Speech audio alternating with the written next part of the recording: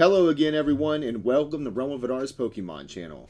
My name is Mark, and today we have something very special for you. Previously, we brought you a 470 pack opening of Burning Shadows, but today we have a 1,000 pack opening, which is quite a few.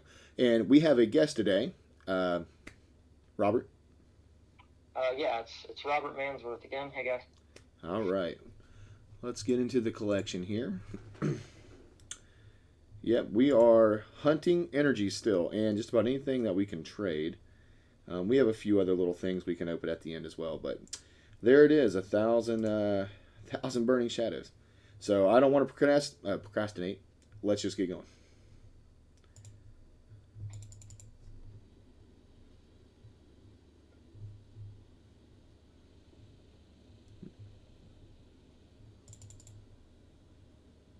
Venting anger.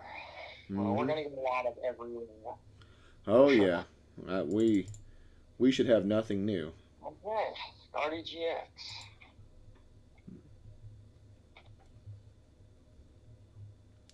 Yeah, we're only expecting to get a handful of secret energies here. Statistically, if it's 1 in 300, we're looking at um, six, maybe seven. But I think realistically, we're going to get four or five. Well, it's 1 in 300. There's only three sets of 300 here. Oh, yeah. No, I'm thinking of the other ones. We may open more. We're not 100% yet. This is already a lot, Yeah, my but bad. we have bought more that we may open for another video. Right, yeah, that's what I was thinking. We have another 1,000 coming in, so we may. Provided the seller doesn't have any issues, because it is from Florida, so we'll just have to see. Right. Right now, things like that are a little tricky with the mail system. Right. He said these Uh, disgusting Vileplumes have been trading, right? yeah, they trade. I've been trading 4 of the Hollow Rare for a Sword and Shield, and 2 of the Revs for a Sword and Shield. Oh wow, that's nice. Right here. Oh, and Guzma's go like 4 for a Sword and Shield too, easy. Mm-hmm.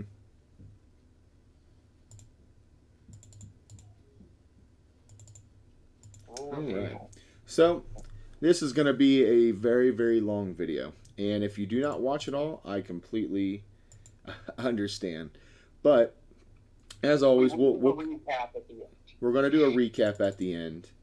There's a golly, Dolly. and we'll do a recap at the end. So we have some things that we want to talk about.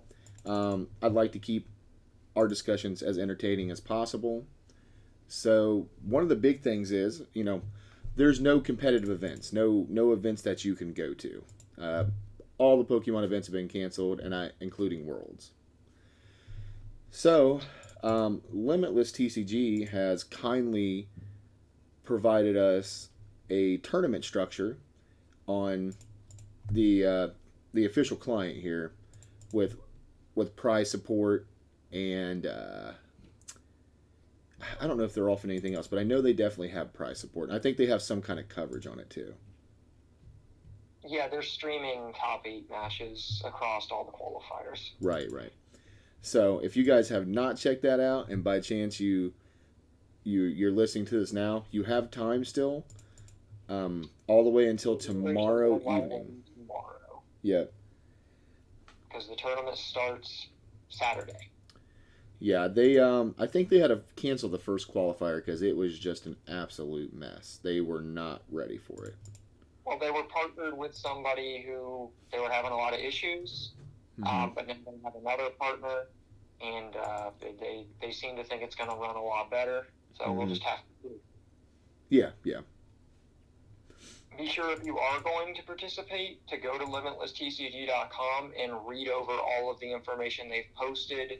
It's a lot, but it's all very important to understand if you want to compete. Right. Because there's quite a few things you have to do. You have to join a specific Discord server. You've got to do all kinds of things in advance. I mean, it's not a ton, but you've got some stuff you have to do, and you have a deadline. So if you're interested, make sure you read up on it and get it done.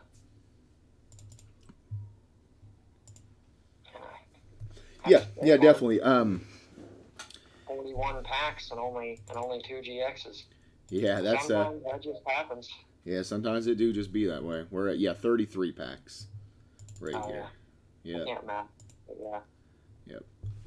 So yeah, just as a reminder, if you've forgotten or if you haven't heard, definitely check that out. The more the merrier, right? Well, there is a cap. They're capping right now at 1,500. They don't expect that to be reached, but there are 4 separate tournaments as well. And then there's a big tournament at the end. Lost Shadow for what? There's a big tournament at the end for the people who did the best across the 4 qualifiers, which are spread out over the course of like a month and a half. Right. The specific dates are also on the Limitless TCG site. Yeah, check out their website if you want a lot more information on it. So just kind of leading into the next subject I'd like to talk about is some of the decks I would expect to see at the Limitless qualifier. You have your typical. You're going to see your ADP variants. With Zacian, with whatever. You're going to see the GX and then trying to take 2 prizes every turn afterwards. At least 2. Yeah, at least 2.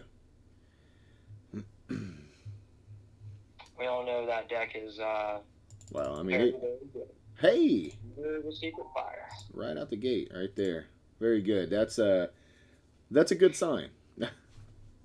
But we did this on the other video, and Regular art and waiver. Mm-hmm. Got it. And that was we only ended up pulling 1 on the other one. Yeah, we got 1 in the 470 packs, and it was also. Mm-hmm. Oh, are we still making this like a competition one? Yeah. I forget. We should talk about that. In our previous video, we had a thing where just for fun that it's all going to the same account. Right. That we split the packs in half, and then we kind of do like a point system to see who can pull the most. So. And we'll say Mark will start this time. So Mark has pulled the Secret Fire. Woohoo! Hopefully Mark can pull many more. Yeah, I hope he pulls like a bunch of darks. Really, we're not complaining. Any secret energy is good. Mm-hmm. But as far as those energies, Fairy has the least value online. Fire is about mid-range, and dark is really expensive. Right. We would like to have the secret dark energies. And we're well aware that buying the current packs is the better way of getting these secret energies. Teams, but the thing is, all we're really missing on this account are secret energies. Right. And we have some already. Right. But they're just hard to find online, and they're expensive. So this is fun too. It's just fun to do. And this is fun. Yeah. So back to the Limitless tournament, though. We do certainly expect a lot of ADP, expect a lot of baby Blacephalon. Oh, yes, that deck. Those variants that are running around, that's a very big contender at the moment. I think the Malamar variants are strong, especially the one with Mewtwo and Trevenant Dusknoir and Constant Marnie, followed by Nightwatch.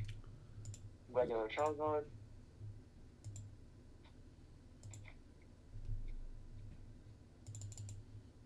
Oh, there we go. Regular Ho.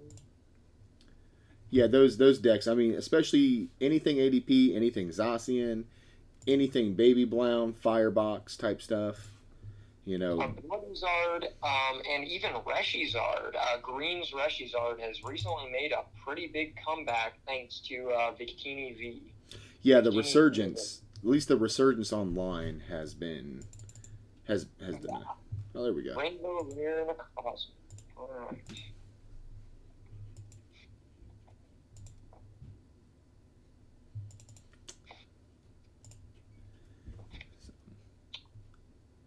So yeah, we definitely expect those fire variants to do well. I mean, well, there is still a card after all.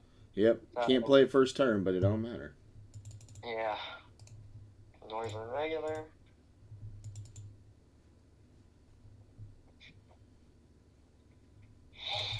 And there's well, I know Robert's not a really big fan of the deck, but definitely be expecting some kind of stall or mill decks too. Oh yeah, lots sure. of stall, lots of mill. It's arguably the best deck right now. In my personal opinion, I think ADP Zacian is better because it has a better spread of matchups. I mean, and it can hold on, this will roll up, and it can beat the spread in the mill decks because of the fact that it takes additional prizes and can do the gusting. Mm-hmm. But those decks are very, very strong. Right. Yep. Especially Belaba Mill. Well, they're all playing Belaba at this point. That card is just really good. Yep. Now, so I would recommend, if you are going to be playing in that tournament, to play something that can at least have a chance at beating those decks. Right. So the one route you can go for sure is if you're playing Zacian. You can play your own Belba. Yeah, that's just silly though. But you can, if you're playing Zacian ADP, Mana Fee can work really well to catch them off guard when they only have one doll down, so you can take your first two prizes that way. And then if you run custom catchers on top of that, you should be able to clean up the game. The Fiona with... I say Mana Fee. Yes, but it's a Fiona. It's the Fiona with the Whirlpool or whatever. We got a full art mug. Whirlpool suction ability Fiona from Cosmic Eclipse. Yeah, I got the full art mug. Okay. Yeah, that gives you a very big edge, because if they don't have a turn where they can put down 2 Poke Dolls, you're gonna take a prize on something that's not a Poke Doll. Well, if you're gonna take a prize in general, you don't take prizes on dolls, and that's why it's so hard to beat the deck. Right. If you don't know what doll does, that is... If you played back in old Pokemon, it's essentially a Robo substitute, but it can remove itself from the active position. Yep. So. And it doesn't discard; it goes back to the bottom of the deck. So it's also very difficult to deck out decks that play the dolls. Mm-hmm.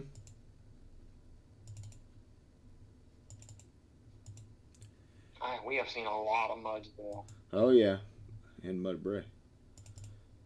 Yeah. There's that. It's on the bottom one. That's cool. Yep. So that's a good strategy to beating Mill. Just really, if you're playing ADP and you got at least 3 gusting effects that you can get off, that you can get prizes on, Mill won't be a problem. But be prepared in a normal tournament setting when you're playing best of 3 against the same person. They will do everything they can, obviously, to prevent that from happening. But since these are going to be rapid fire best of 1s, and you got to win, what is it, like 16 rounds, and you got to have at least 12 or something, odd, or maybe 18, and you got to have 14. I just can't remember what it is. It's 20 rounds per day of the tournament. Yeah. And I would think to make top 8, you would need at least I think it's 14. A 15-5 record or a 16-4 record. Right. I think it's top 16. Yeah. It's top. I think it's 20 rounds of best of 1, like just against random people, and then you have to be at least 14-0 to go to the next day. Mm-hmm. So you won't be playing against the same person. So that strategy can work very, very well. You will have to play something that has a decent matchup spread, though, because you're going to run into all kinds of stuff. Mm-hmm. There's a lot of decks in Standard at the moment that may not be super competitive because they have a hard time against ADP, but don't count those decks out. Right. You will probably run into a lot of different things if you are playing in this tournament. Right. So we're talking about if you're playing ADP here. That's how you can beat the mill matchup. Now, if you're playing Mirror, you can always run like the Fairy Mimikyu. That's always a good option to hit weakness. Crushing Hammers. There's variants running around that play Crushing Hammer. That's really good. Yo, dude. Another thing that, Wow, nice. That's a lot better. that is really good. Yeah, we got Let's two. make it up for the fact that there weren't really all that many hits in the first 100. Well, that does make up for the last one. Like out of those packs, we probably should have got another one, and now Yeah. we're already ahead here because we're just 100 packs in. Yeah, So that worked out really well. nice.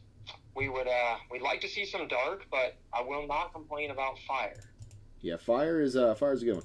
We don't want to really see fairy because, as we explained in the last video, just quick recap, that fairy is really cheap right now. So last online, in real life, they're very expensive. They're almost the most expensive basic energy, if not the. So, but on here they're cheap. You can get them from like 12 to like 16 packs easily. When 3 months ago, Fuller Wick, they were 90 to 100 packs. As Yes. soon as they made the announcement of fairy types not being in Sword and Shield onward, the card just tanked online. Right. Yep, and that's pretty much what happened. But anyways, let's get back to the limitless discussion or just matchup discussion, really. So the mere ADP, it's kind of ignorant if if either player doesn't play any kind of injury move like Crushing Hammer, Team Yell Grunt to return things, or what's that? Wait and See Hammer is another card you could expect. If neither of you, one of you play cards like that, you're just gonna have to get a really lucky Marnie. yep. Well, it turns into, in my opinion, the best way I can explain it is it turns into the old Zoroark Lycanroc matchup. It was whoever attached the energy first on their Lycanroc and then knocked out the other Rockruff on the opponent's side. Mm-hmm. And then you just gain so much advantage so fast, and that's pretty much the end of that. But if They you were do, playing it for a minute. Well, the popular variant of ADP right now is the Turbo build with researches and the Marnies. mm-hmm. Back when they were still playing the tag team build with Guzma and Hala, they ran counter gain, so that you could, when your opponent was a prize ahead, you could use ADPs and Zacian's attacks for one cost less. Mm-hmm. And that could still potentially be viable if you're planning on running Guzma and Hala, but Big Charm is also maybe arguably even more important. Regular Charizard. So that just depends, but counter gain could be an option for getting in an attack when you were at a disadvantage to try to get back in the game. Mm-hmm. And Well, sometimes they just miss the energy. Well, they do. Don't absolutely always have it. Yeah, the Turbo variant is running Energy Switch. Yeah. So they can get the GX off first turn with a pan to one of their metal Pokemon like Zacian. The big weakness to that variant, though, is Absol, because it's very difficult in that particular style of ADP to find room for your typical 4 switch. Yep. So they usually make the sacrifice of putting in the turbo-ish cards by cutting cards like Switch. So they might cut it, down to 2 or 1, or just, nix it completely. And then Absol you'll have a really bad time. Yes, you will.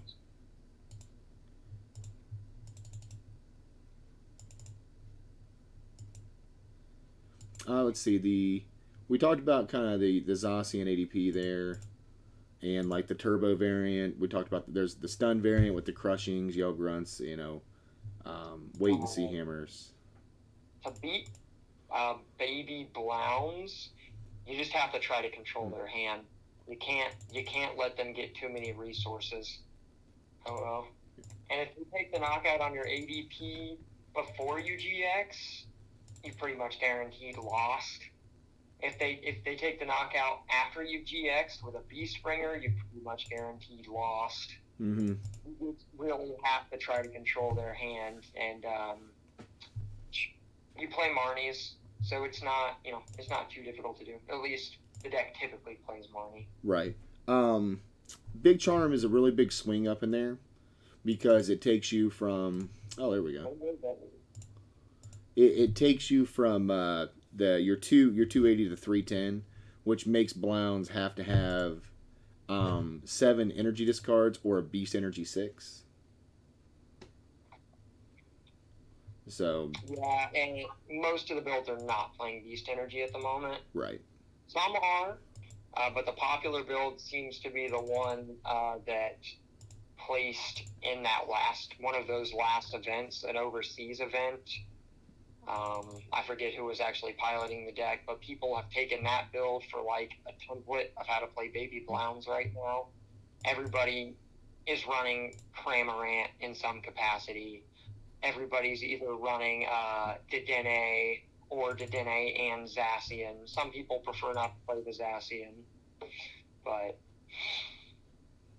they and the Oricorio GX to draw more cards when they take a knockout, because the deck is just bent on going through it as fast as they can to get the resources to take the big knockouts. Yep. And I think that pretty much covers the ADP matchup. Pan's really big on Zacian, obviously. You got Mewtwo variants. It's difficult to beat Ultimate Mewtwo if they set up, because they also use the ADP's GX. Yep. And then they get their third energy on their Mewtwo, and then what they will do is put down Xerneas Prism and switch into the Xerneas Prism, and then use the Xerneas Prism's ability to move all the energy to it, and then you will knock out their ADP with your Xerneas because of weakness and take 4 prizes. Right. Yeah, that Xerneas is a pretty big deal. It's a single prize attacker on top of that. And then if you know how the Ultimate Mewtwo deck runs, at that point you just gust up any one prizer and knock it out for free with the Alolan Raticate's Chuck Away. Yep. Mewtwo's perfection ability to copy it in the discard. Mm-hmm. And if you guys aren't really aware of what Ultimate Mewtwo is, it's the build that it was the last build I think that Henry Brand, that's his name. Yeah. Regular Guardy. He was the winner of Worlds this last year. Yeah. So he's a pretty competent player, and he built the list himself, and people have tweaked it. I personally like the way he plays it. I feel like his counts are really, really good. Mm-hmm. And overall, it's really consistent. Yeah, no, it the only issue the deck has is not finding the right energy. You don't ever have a problem at finding an energy like a weakness guard, but you're really trying to find Aura or Rainbows. Yep. Or unit if you're going for the ADP. Oh yeah, or unit. And sometimes you'll just find 2 weakness guard and that's all you have, and that's unfortunate, but the deck does that sometimes. Yep, it does. Yeah, I'll be honest with you, man. The 2 Secret Fires are really nice. We're almost 160 packs in, and we've only had 17 hits. Yeah. Well, it averages out. I mean, remember that stint we had, like 7 hits and 10 packs with a break in between, like 2 of them? Yeah, I mean, it does happen. Yeah. It's just been pretty dry here for a while. I mean, the Fires are great. The Fires are worth like 20 to 30 regular GXs. So right. I'm not complaining. Oh, I would say they're worth even more than that. Well, yeah, they're worth more than that. If we're talking about just like playable GXs, like the single pack ones, for sure, they're like 30 to 40. But a lot of these GXs are no longer playable. However, as we talked about in the last video, if you watched that, this set was very, very competitively defining. Oh, for sure. Absolutely. Most of Zoro.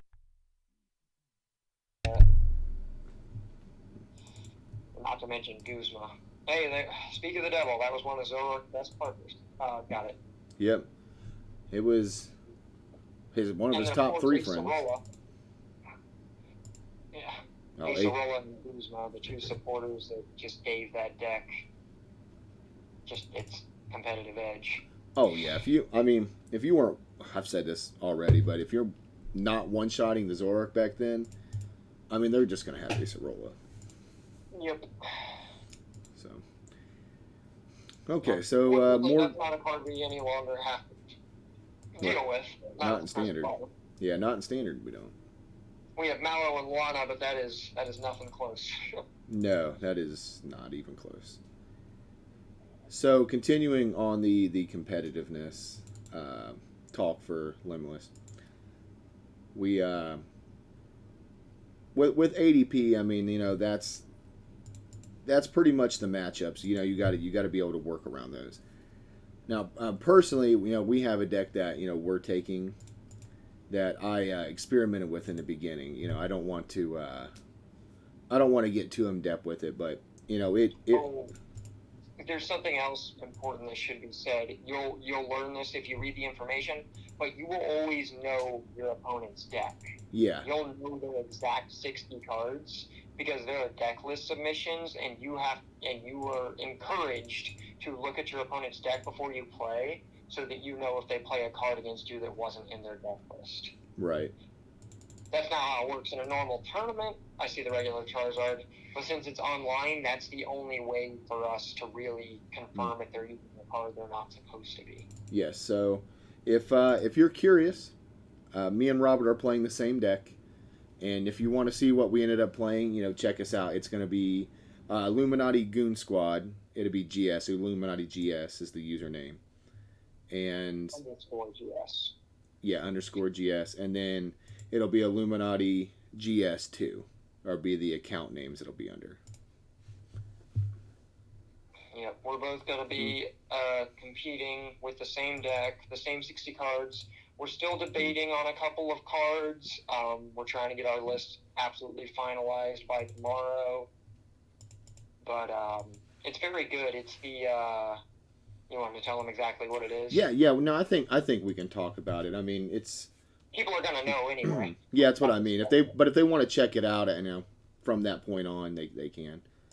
Yeah, we're playing the Lucario Melmetal with the Full Metal Wall GX. Hey, Robert, did you get that Salazzle? I did. Okay. Yeah. We're playing that deck with Zacian V and some other just basic support Pokemon. Right. And with a lot of Mallow and Lana, Cynthia and Caitlin to get the Mallow and Lana's back. Yep. It's the metal pans to decrease damage after the Full Metal Wall even further. And a lot of decks just have a very hard time tanking that deck.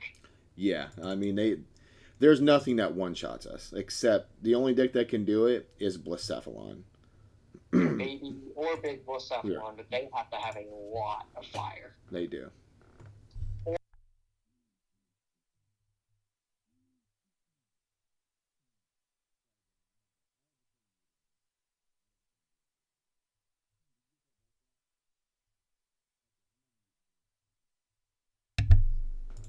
So, but yeah, that's the deck we're playing.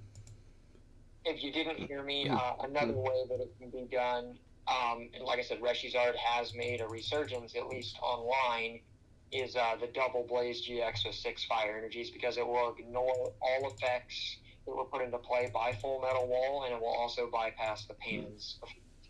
Right. Yeah, Reshizard can do it. Yeah, Reshizard can do it with a Vitality.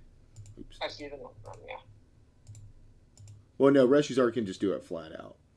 With Double Blaze with 6 energy? Yeah.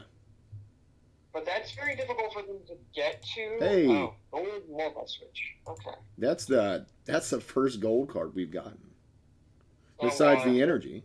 Like true gold, yeah. That's wild. It's not. It's not super hard for them to get to 6 energy, especially with Bikini V. But with what you do in the deck, though, you play Gusting, and you just try to, when they get a lot of energy on the Charizard, you try to get it up into the active and Full Metal Wall to knock all of its energy off. Right. Because if they don't have, if they Double Blaze you or Flare Strike you while you have Pan after you Full Metal Wall them, they're not doing a lot of damage. Mm-mm. Yeah, they are not. Be careful though, because outrage is always something to look out for. Yeah, you don't want to. The best strategy you can do against the Charizard is hitting it for 150 with the Lumel, and then smacking it with a Zacian or a Lumel again. Wait, does Charizard have 270? Yes. Okay, so you can hit it with Steel Fist actually, and then knock it out with a Zacian. Yeah. Well, also we run another tech, like personal tech part of our choosing is the promo Dusk Shot Duskmane Necrozma, which is for a single steel does 60 to any GX on the bench. Well, no, not even on the bench. Any GX or EX in play. Right. So the way I've been beating Reshi's regular muck, I see that. The way I've been beating Reshi's a lot is by hitting them with Zacian, with Pan, when they don't have enough energy, regular Noivern, when they don't have enough energy to get to the double blaze to knock you out, and then they either have to heal it or retreat it, and when they retreat it, you just bring up the Duskmane and knock it out on the bench. Mm-hmm.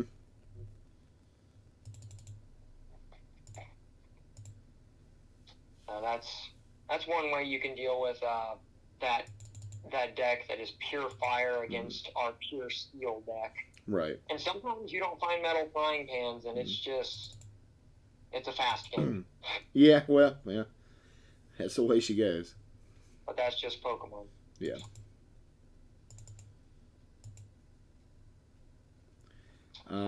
Where are other matchups? I mean, we essentially do the same thing in every matchup. We're trying to full metal wall, tank as many hits as we can, load up Zacians on the bench, Steel Fist if we can. The only other kind of like weird matchup we have is Dollstall, the Belva Mill deck. Rainbow Marshetta. We have tried to fix that by playing Fione, and thus far it's been very good. We've had success for sure.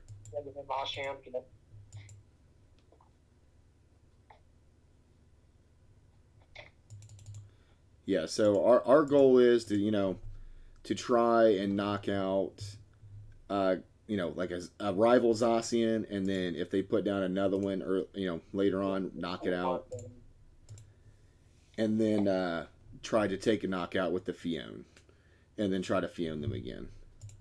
Yeah, we try to. Well, typically you'll knock out their first Zacian because we run 4 custom kits. You have to be very careful with those in that matchup. And if they mill them, that's just super rough. But you'll knock out one Zacian, and then they'll be forced to put another one down, and then you'll knock that one out, and then you'll Fione for a prize. And at some point, they're going to have the resource management. Yeah. And then that'll be your last prize, or your 5th prize. Yep, see the Finny? Thus far, we have hit every regular Art GX but 3. See the muck? We have not hit a Necrozma, a Lycanroc, or a Bulu. A Bulu. Oh, there is no regular Art Lycanroc, actually. It's only full in Rainbow. So, only 2. Yeah, I think the regular art of that came promo. Yeah, it did. That is correct. So there is a regular art, it's just not in this set. Right. Oh, and that poll we just got there reminded me, a lot of the decks right now are running Meowth or Ditto, usually both, and evolving into the Make 'em Pay Persian.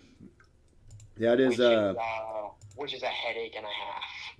Because if you're hoarding cards, you're gonna lose most of them. You're gonna lose most of them. Yep. Which you have to beat dolls. You typically have to hoard specific cards, and they counter. I see the Marshetta, and they counter that by using Make 'em Pay, and it's usually just an auto loss because they'll take away everything you need to win the game, and then they'll mill you out.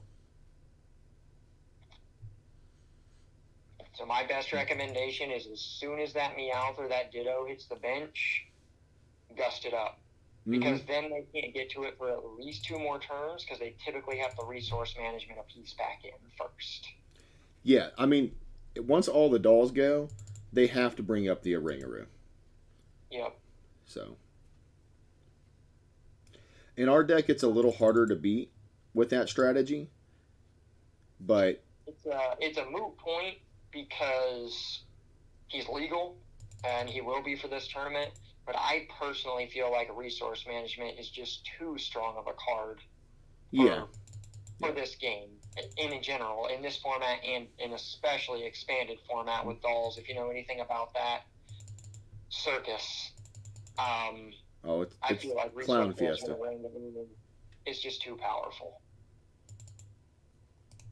Oh, there he is, the regular Necrozma. So we pulled every regular art, but no, wasn't Bulu a promo too? Yeah, Bulu, I think. Yeah, regular Bulu was a promo as well. Okay, so we pulled every regular art. Right. Okay. At least one of every regular art, and there will be more. Yes, there will be. What are we at? 752. Okay, so Mark has his per 500 in there, and he's about halfway done. He is now halfway done with his 500. Is it? We already got 500 down? No, you're halfway done. Oh, yeah. Yeah, that's wild. Yeah. Hey. Rainbow Champ. Oh, please no. No, we pulled 5 of those things in 470 packs the other day. I mean, we're not complaining. A hit is a hit, but that's the worst rainbow rare in terms of value. Oh, look at that. Like 200 charms. Yeah. In terms of value, that's just not a good rainbow rare. It'd be nice to get a rainbow rare Charizard. See the ho-oh. We already have one, and as we said in the last video, their value online is nothing compared to what they're worth in, I see the Guardy, compared to what they're worth in real life. Mm-hmm. But it's still really cool. So it'd be cool to pull one to show it to everybody. Yeah, if we get that Charizard, right-click that boy and make it big. Yeah, we'll make it big for a second. Actually, probably what we'll end up doing, if you are still this far along in the video, what we'll end up doing is probably about 500 packs. We'll probably take like a 5-minute break, so me and Robert here can go get some more, drinks and, whatever things we need. Personally, I'm set, but if you need a break, that's cool, my dude. Oh yeah. Well, we're gonna need a break. We're gonna have to I'll use the restroom and get a bottle of water here. This Monster I'm drinking. Oh hey, look at that. Old rescue stretcher. That's nice. Actually, we may end up keeping that. We should have 4 of that card. There are some decks in Expanded that do run 4. First one that comes to mind is Night March. Yeah, Night March and Passimian. Passimian does run it. I don't think Passimian can hit the numbers anymore, but it is a possibility. No, I don't think it can either. It's just kind of sad. Like, that is another interesting topic, especially to get your opinions on, like, especially those of you who played back in, like, base set days. I personally have only been playing the game for 3 years, same as Mark, and it has just gotten so crazy just in the 3 years that we've been playing how big these Pokemon have gotten on HP and damage output. I mean, it was insane. When we first started playing in Guardians Rising, the highest HP, it was a stage 2, and it was 250. Yes, it was. Now we have basics that have over 300. Yeah, it's wild to think about. Hey, Robert, hold on 1 second here. I'm going to keep opening up packs, but I need to address one of the little ones came down here. Oh, maybe not. Okay, no. I think you just needed a drink. Mark does have little ones. So. Yep, I have kids, so, I will need to address that as that is needed, but he seemed to be okay. But anyways, yeah, these Pokemon, they have massive HP now. And, just from starting when we played, people were already complaining about EX Pokemon having a lot of HP. So now some people are just... Oh, another full-out Acerola. Very good. Some people are just literally not wanting to play the game anymore just due to how crazy it's gotten. And now with Vs and VMAXs, it's getting even higher. I still enjoy the game personally, but it's just crazy. Yeah, no, I mean, if we want to talk about that for a second too, I think Pokemon has one of the greatest communities, period. Well, we came from Yu-Gi-Oh, so anything's better than that. Regular Noivern saw it. But Pokemon is very, very good. Yes. And I won't share my opinions on, the Yu-Gi-Oh community, but I can just tell you from personal experience that if I have a choice to play in either's game's community, it's gonna be Pokemon, and my kids will end up playing Pokemon if I have to choose. So, but If they want to play card games, yeah, that's the ones we're teaching them teaching them to play now. Yeah, I wouldn't stir them away from playing Yu-Gi-Oh, but just I would tell them to proceed with some caution. Well, not to mention, if you have kids and you play competitively, you already know this. Anything Pokemon related for like kids is insane. They get boxes just for going to League Cups. Yeah, they get to Worlds very easily. They get scholarships. They get lots of prizes. Man, we pull that card like it's our business. Well, fortunately, Noivern's relevant, so they are trading for a Sword and Shield apiece. Oh yeah, they old Garchomp, Giratina Garchomp, Giratina Garchomp and expanded. Roxy Chomp. That's Yeah, Roxy Chomp. That's the one. Roxy's a very good supporter card when paired with a Rainbow Finny. When paired with a Pokemon that you can just bring back to your hand for free.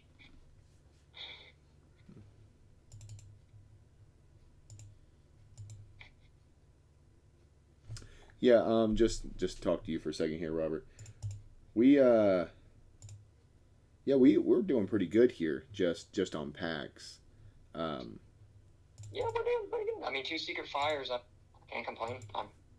Only complaint is they weren't dark. But hey. yeah. No, I mean it wasn't fairy. Yep. It wasn't fairy. But we can continue to go Just back. let me know when you're bringing me back in. Okay. Yeah, I will need a break at about before I start to go to the bathroom too, for sure. Full Art Marsh Shadow. Yep. All the Marsh Shadows are relevant too for packs because of Night March. well, Night March, and it's an overall good tech to hit weakness. Yeah, I mean, it still can hit some numbers, and it's a basic, so. Yep.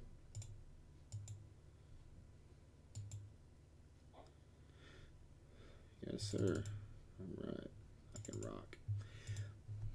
Hey, regular Lycanroc is in this set. I saw him. Yeah, he was right there. We've been pretty cooped up from all the current world events that are going on. I'm sure y'all know what I'm referring to. But yeah, our all our local game shops, they're closed, and yeah, we just we haven't had much to do, physical card wise, because obviously. But I will admit that I'm really enjoying a lot of the online stuff right now. I mean, at least it's something. And yeah, the fact that they're throwing this tournament, and and another great thing about it is it's going to be sponsored by a lot of bigger players, bigger channels. See the Rainbow Guardian. That was the poll back in the day. It was. You won when you pulled that. Oh yeah. Well, that card was just very relevant.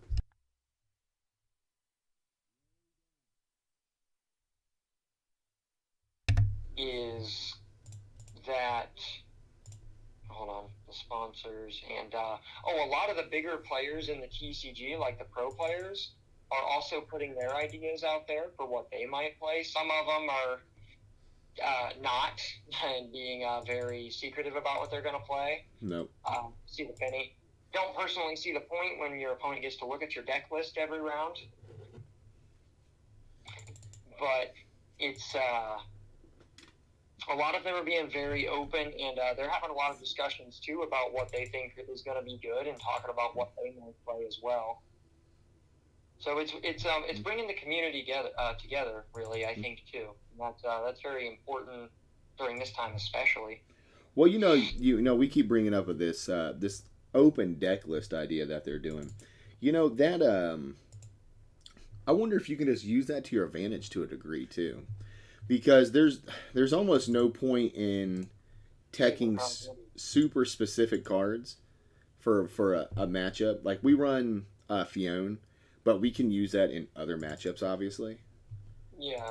But like if you run the Mimikyu, like we were talking about, the Fairy Mimikyu that can, retaliate.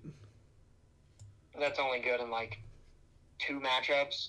Oh, there is another deck to potentially watch out for. Zero Aura GX is being an influx in play currently with both Rayquaza GX and Reshiram and Zekrom Tag Team GX. Right. That deck is running around, and that deck hits big numbers too. But the reason I brought it up is because it's a dragon, so it's also weak to fairy. I see the goalie. So that's another deck to potentially watch out for. Yep.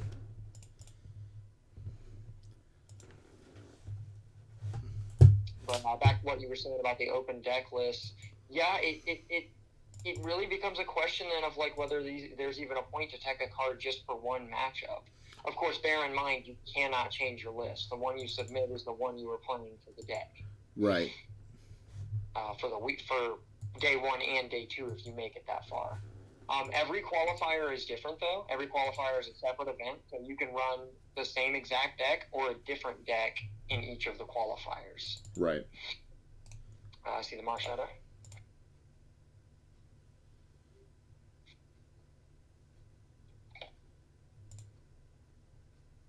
I see the Vileplume. We're technically counting that as a hit, but I should stop saying it. Sorry. Yeah, that's just packs for us. It's Sword and Shield. Yeah.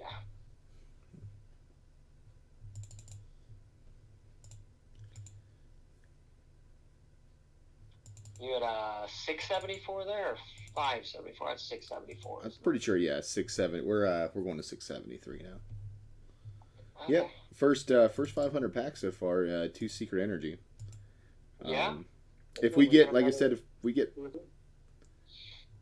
if we get any more than one, well, if we get one more, it'd be good. Yeah, I see the darker.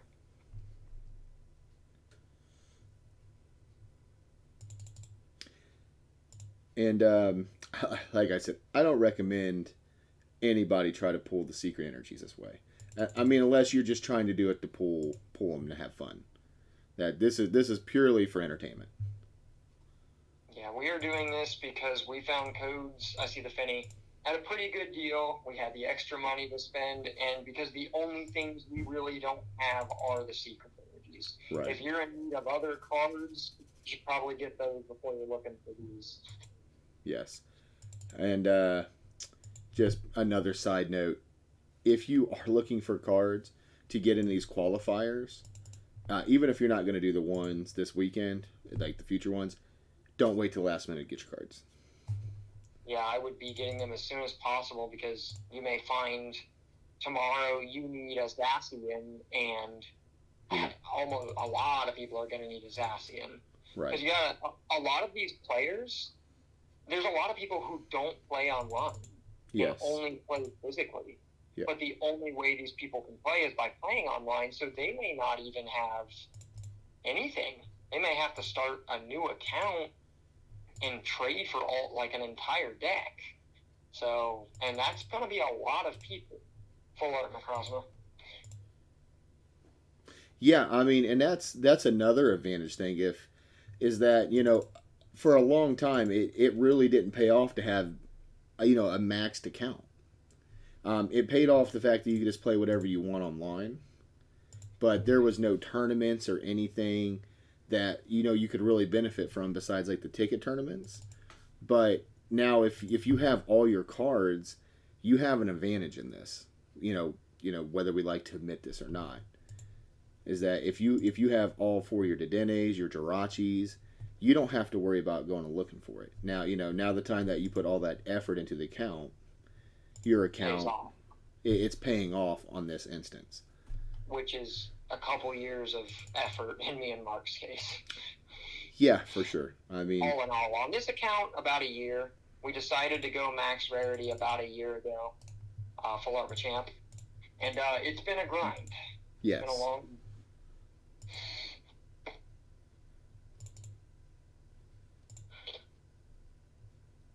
But a lot of people don't care about their cards online, especially the people on these qualifiers who don't normally play online. They're just gonna want what they need.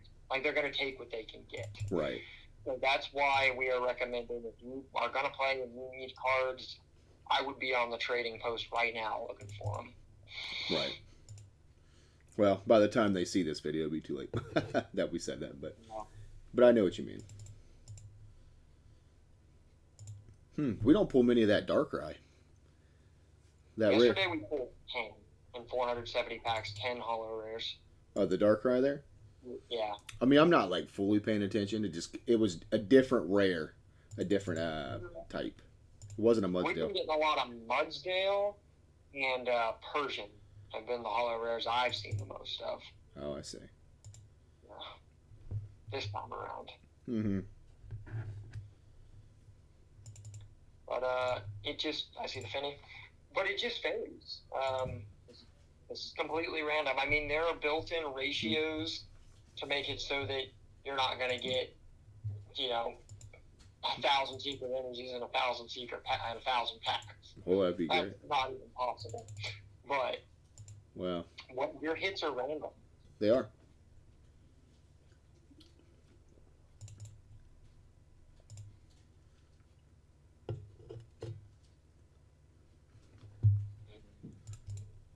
Yeah, these are completely random. We should probably go back to the matchup spread. We were talking about the Lucario Melmetal and how we beat specific decks. We beat a lot of decks by just not taking very much damage and healing all the damage that they do. We do prize denial. That's really what it is. Yeah. Yes.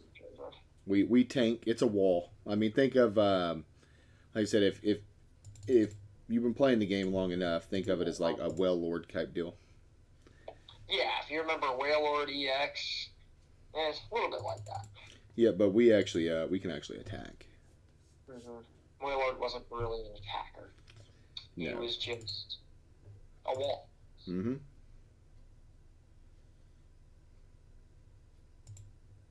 And it's fitting, Lucario and Melmetal are steel types. Lucario is also part fighting, I believe, but,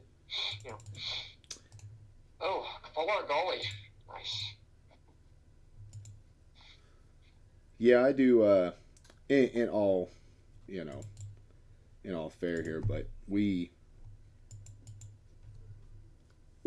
I myself, I should say, like the full arts more than the hypers. I think they have, what's the word? I just have the art's just better. Like, it actually has color, like outlines, and I feel like you can see the Pokemon better. Yeah, I'm in the minority. I really like rainbows. There are some cards, I agree 100%, the full arts look way better than the rainbows. But in general, I kind of prefer the rainbows. No, I like the rainbows too.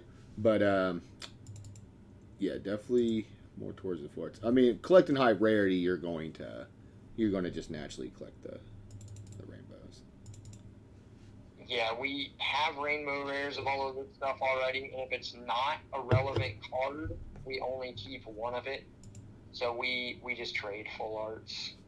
Right. It may get to a point where we keep one of each, just like we do the rainbows. After we get after we get everything we truly want, it'll probably get to that point where we just keep one of the play sets of full arts too, or one full art.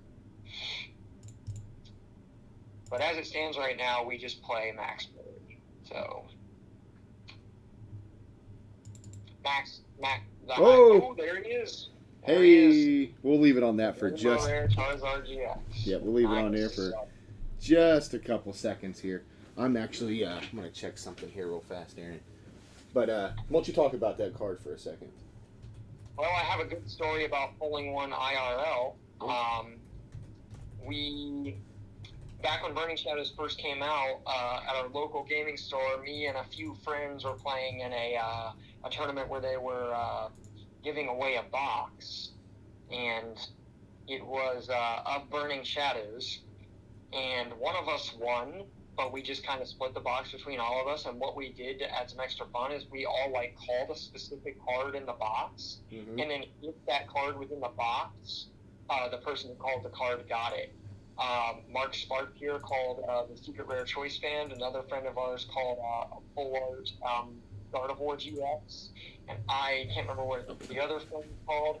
I called the Rainbow Rare Charizard GX, and it just so happened that in that box, like as low as the odds were, all of the cards that we specifically called were in.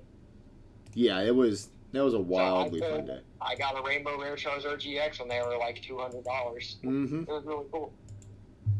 I saw the. Yeah, you got the muck there. Yeah.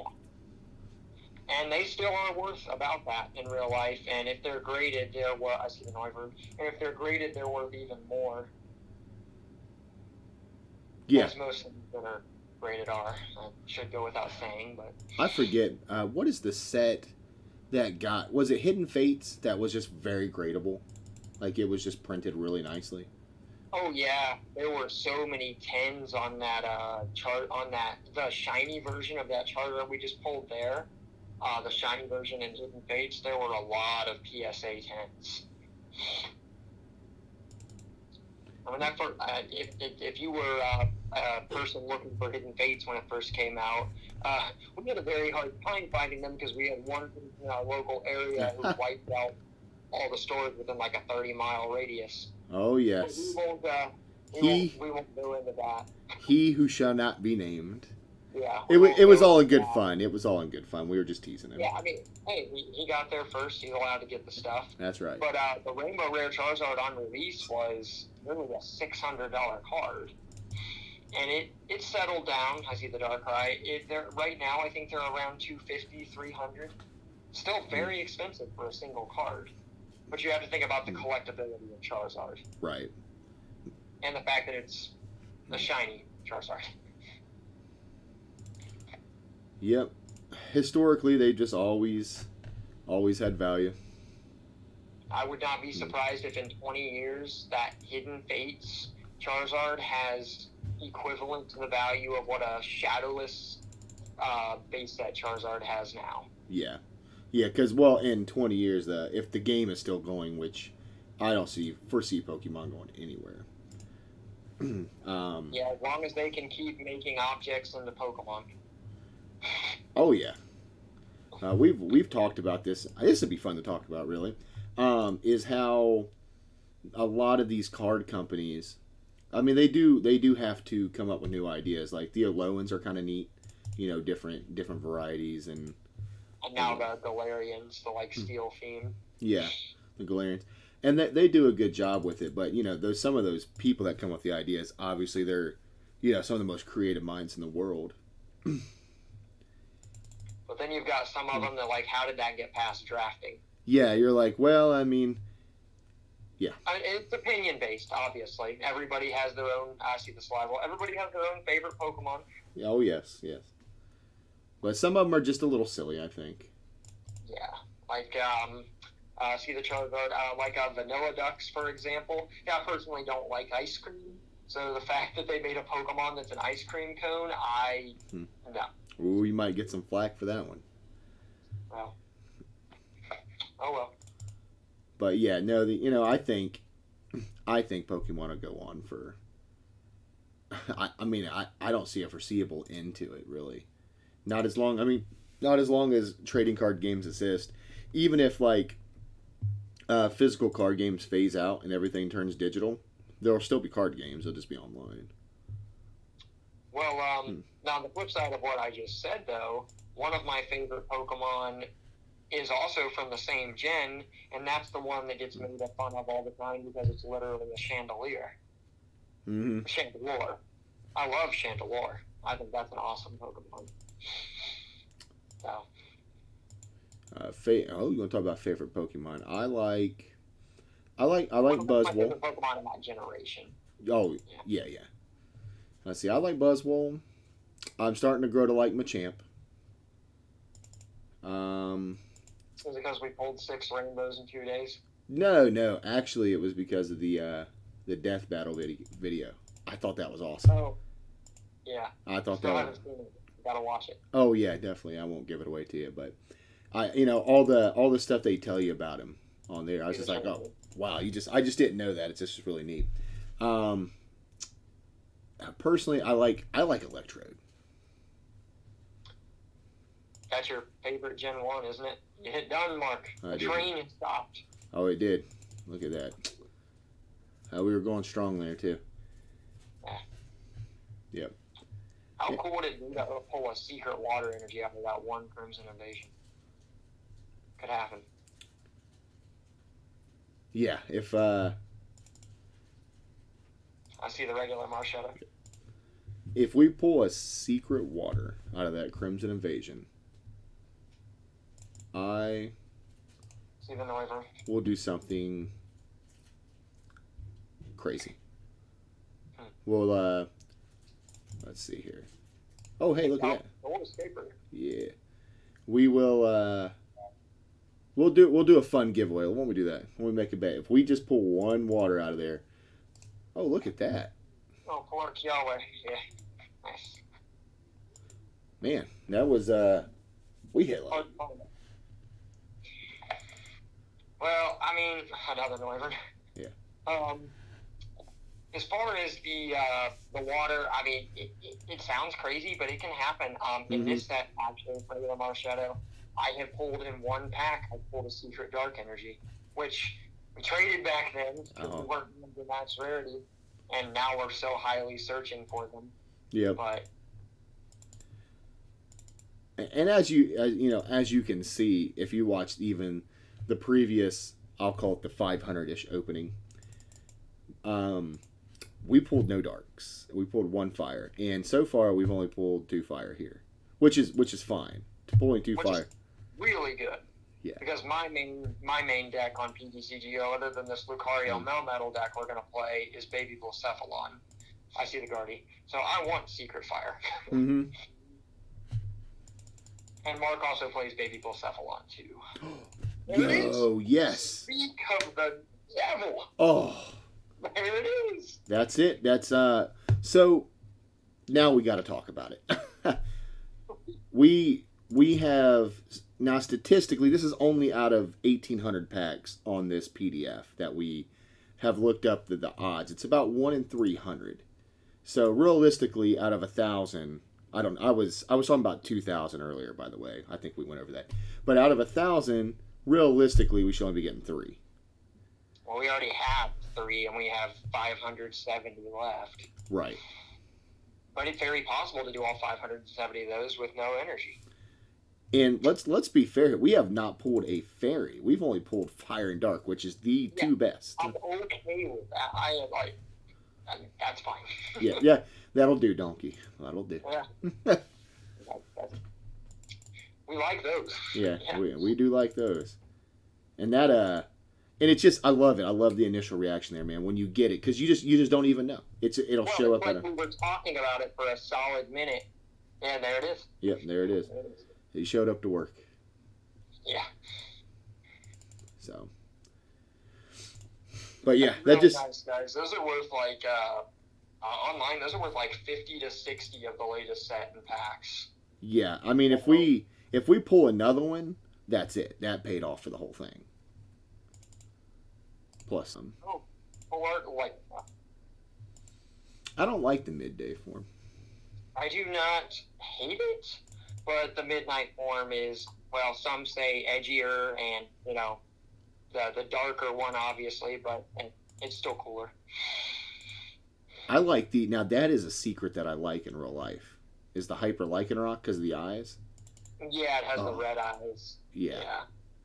I like the shiny Secret Lycanroc out of Hidden Foods with the tinge of blue on it.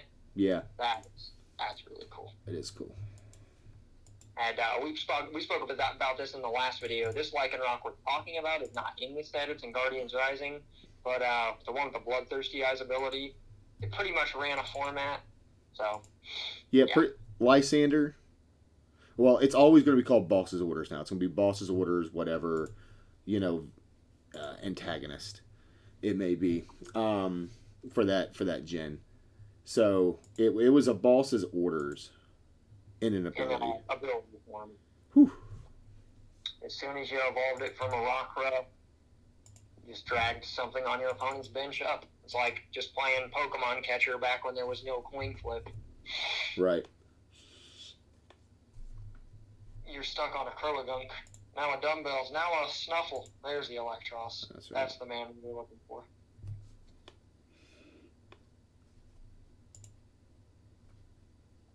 Oh no, not the fish. Oh, yeah. Good Lord, we have pulled, as you may have been able to tell, more regular Art Noivern than anything. We have 9. Yeah, well, but that is all good. right. That's a tradable card right now. It is. 30 full art or 30 regular Art Noiverns. That's 30 Sword and Shield.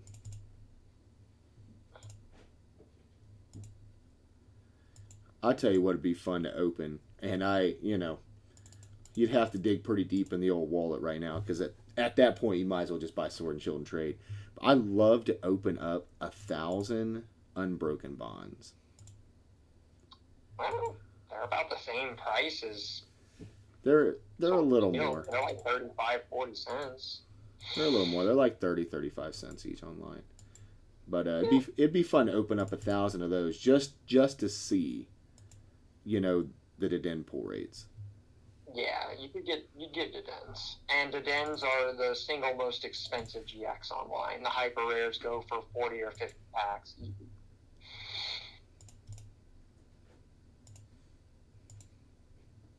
And because of how stable-ish it is. Right.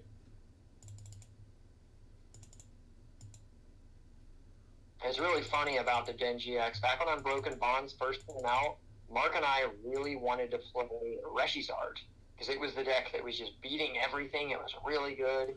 And back then we didn't have everything max rarity like we do now.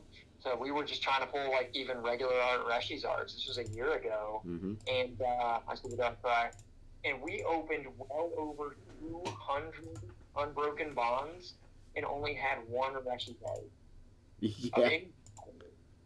But the thing is, we pulled 4 regular art Deden and a full art Deden, and we kept getting upset because it wasn't a Reshizard. Yeah. Yeah. Well, now the price of Deden, yeah. Well, the same with those Jirachis that came with the Ultra Necrozma deck. Mm-hmm. We had tons of those codes. Those are worth a fortune. Yeah. Jirachi is just liquid gold online. It doesn't matter which one. Yeah. See the Salazzle. Yep, there's only. Well, as long as it's the Stellar Wish, of course. Right.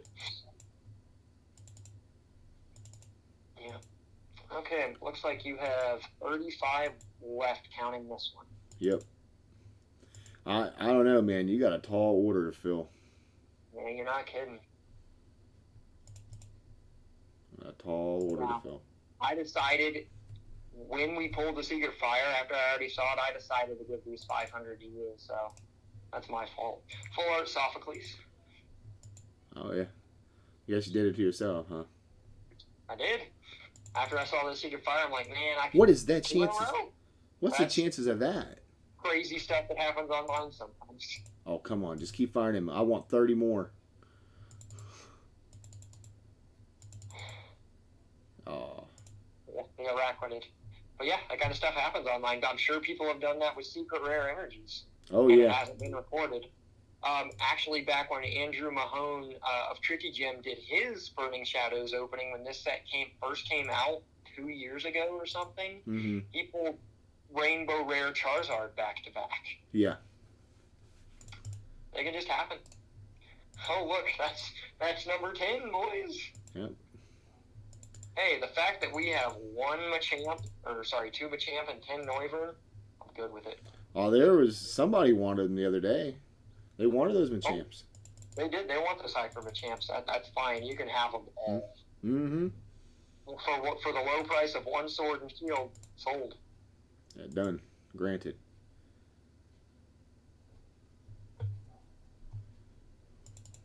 Right. Okay. What a fantastic first 500 packs. It was, yeah, the dark and the 2 fire, and some really good full art supporters, good gold cards. Yeah, certainly can't complain. Good rainbows too. The Guardy's a really good rainbow. The Necrozma got 2 of those Guardies. We got the Charizard, the Mm-hmm. Marshadow, all playable stuff. Yeah. I mean that is exceptional. Yeah, guts. All the guts. You remember I can't think of his name and I wouldn't say it anyway if I could. But there was a kid that brought that deck to our Oh yeah, locals. I do. And he flipped heads a lot. Yeah, he that was probably his job profession. He made some people very mad because they could just never knock out the I guts. thought it was hilarious. I love stuff. I love watching stuff like that. I don't want it to happen to me. Oh no. Oh, Yeah. Yeah. you don't want it to happen to you, but man, watching it is just liquid gold. Yeah, it's like watching someone flip 7 heads in a row, as unstatistically likely as that is in a Whimsicott GX. Right? I see this all, and I've seen it happen, and the person was not happy. No. Oh yeah, that's I tell you what, that's in the top 10 most frustrating cards for me in the game. Well, if you know anything about Mark Sparks is not a very lucky person. So when it comes to this game, he has to use guaranteed cards. Back when Volcanion EX was one of the top contenders and almost everybody ran Max Elixir, Mark couldn't run it No, I couldn't. But because he never did it. And I can attest for that. He missed 17 in a row. yeah, in test games. Like several games. Yeah, it was wild. And at that point, I just knew those kind of chance cards have just never been my thing in card games. But in the defense of not playing it, I was probably one of the best Volk players in Ohio. He did almost day 2 internationals of that year. He was 2 spots away of the top 64 at internationals. In my section, remember there's two sections because there was like Oh, it was 1,200. 32 in each. That's why I said the top 64. Right. It was 2 spots away from the top 60. I see the Necrozma. Bear in mind, you only have this one and one more. Yep, I know. I see it. All right. All right, this will be Mark's last pack. Then it'll be up to me to see if I can best him, and it's not looking good on the guard. We're gonna hit done. I hate to add any extra time to this video, so we're gonna take a 5 to 10 minute stint here, and then we're gonna go right back into it, and we're just gonna plug and chug these packs away. But yeah, we just need a little bit of a refresh, restroom, drinks, yada yada, and we're just gonna go on mute for a minute, and we'll be back.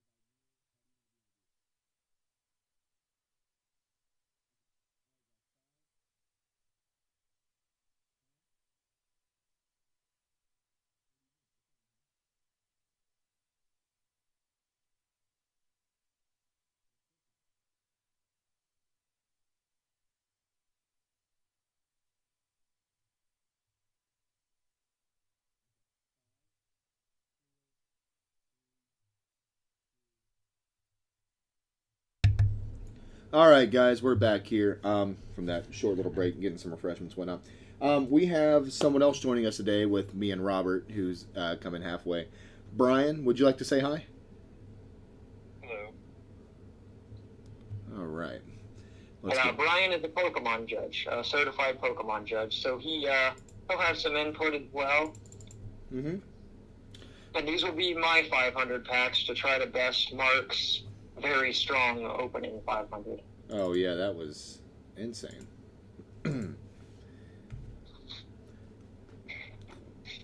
So, Brian, now that we kind of got a fresh set of ears and opinions, what do you currently think of the standard format right now?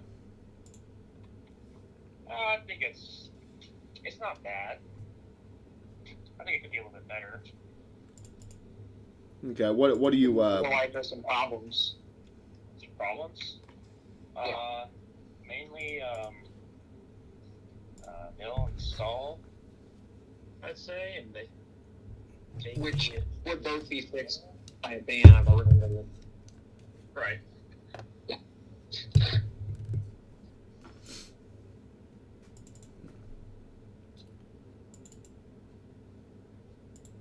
Do you feel like ADP is too powerful?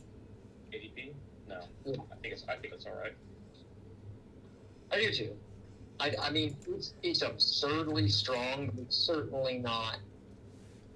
It's not fair to a point of like it's unhealthy. Right. Well, I mean, it's a Pokemon you got to manually attach to. GX, but it does take a while to get to go. See them all. Yeah, it's pretty much it is a fair thing. Right here. Okay.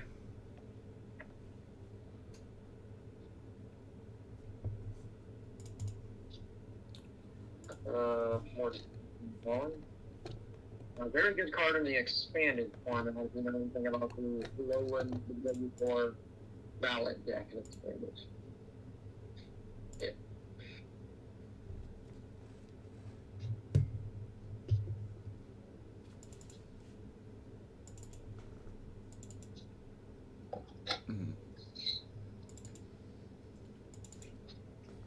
Right. Sorry, guys. We all took a break here, and we're a little quiet. We got a little relaxed, so we'll get back in the mode here. I'm sorry. I just personally need a topic. Yeah, no. Well, Brian, is there anything that we talked about earlier that I know you were listening in? Was there anything we talked about earlier that you want to bring up? About Dollstall I did and how you can attach to a something hood to the active Pokédoll. It would block the Theo. Mm-hmm. Oh, okay.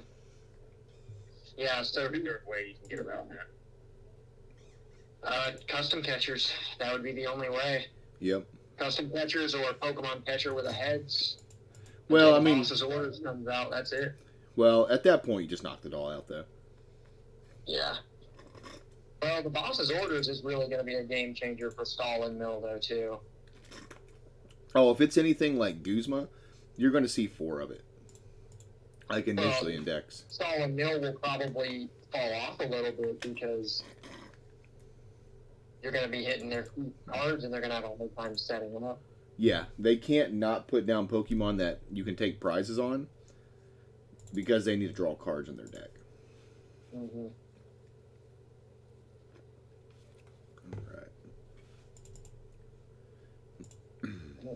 A bit of a dry spell for me starting out here. We got 1 hit so far. Yeah, well, it'll load up. Yeah, it started out that way for Mark too. We went 30 packs with 1 regular art too. Actually, kind of thinking. But then you get 3 secret interviews. So, okay, there's a dark cry. Brian, are you going to be doing any of Limitless tournaments? No, I will not, because I have to work on weekends. Yes. An essential employee, I see. Yeah, Yes. the old crutch work. Yeah. Wish I could, but even then, I think if you're playing, I don't have my own account anymore. So. Well, I mean, we could transfer you everything you needed, and you could play on the original account. Sure. If you could. I understand work. I personally am not working right now due to what's going on. It's not that I can't. It's that I have elderly parents who I live with, and I'm a delivery driver. I do the Rainbow Machine. So I don't want to chance, anything. And my work's very understanding about that, fortunately. Yeah. And Mark just doesn't work on the weekends. Right, I don't. Yeah, I get it. But with my job, I'm kind of forced to work on the weekends. Yeah. I mean, your job's just kind of like that. If you could play in the qualifiers or any of the qualifiers, what deck would you take, and why? I would just keep taking Pikarom because that's pretty much the only deck I'm comfortable with right now. I really can't. I don't have a lot of practice with any other decks, and Pikarom's just kind of like my main deck right now. Right. So I'd probably just bring that. Yeah, we didn't really talk about Pikarom. The best, We didn't. but hey, it works. Well, Brian can give us some good information on Pikarom here, for sure. Yeah, because we didn't really talk about it. We don't really play it, and Brian plays it all the time. Yeah, I used to play it a lot. I did actually make top 4 in a cup one time with it. Well, let us know how you play it and your play style for it, and just how it works out for you. Right. Hey, Brian, Okay, is there any how do way that you could just be a little louder? Be a little louder. Talking right into the microphone. Okay. I just making sure.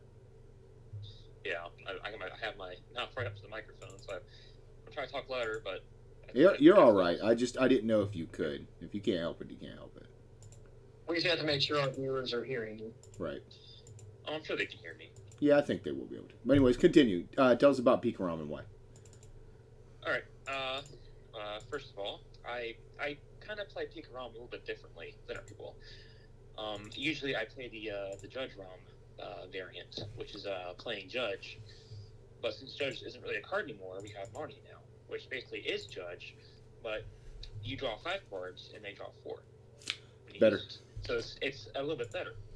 So what I like to do is, set my board out, have Pikarom, build up to it with the Coco, Prism Star, and everything, have Jirachi out in the active spots, so that way I can, take a hit. And then I try to Marnie them before I try to pull it, so I can get their hand size down, kind of control their hand size a little bit. And Be a little more specific about what Marnie does, because it's not like Judge at all. Well, it's kind of like it, but it's kind of not. I'll explain it to you. When you play it, each player shuffles their hand and puts it on the bottom of their deck. When they do this, you draw your player who plays it draws 5, the opponent draws 4. So that way they can't draw into the same cards that they already had. Mm-hmm. Which is very powerful. Yes. Sorry, some of our viewers just might not know what Marnie does exactly. So I understand. Yeah, Marnie is definitely one of the most powerful cards in the format.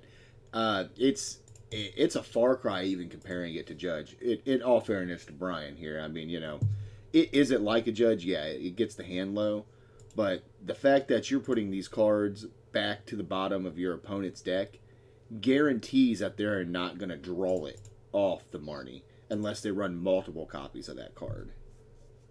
Right. And they're drawing only 4 cards, so you have every possible chance of just so Brian, to a completely dead hand. Right. Continuing on the Pikarom train here. Right now, I mean, Pikarom has some strong cards. It has Zeraora. It's had it for a while now, giving a free retreat. Tandem Shock is a very, very powerful attack, and Ride the Lightning GX is as well. These are all... Now too.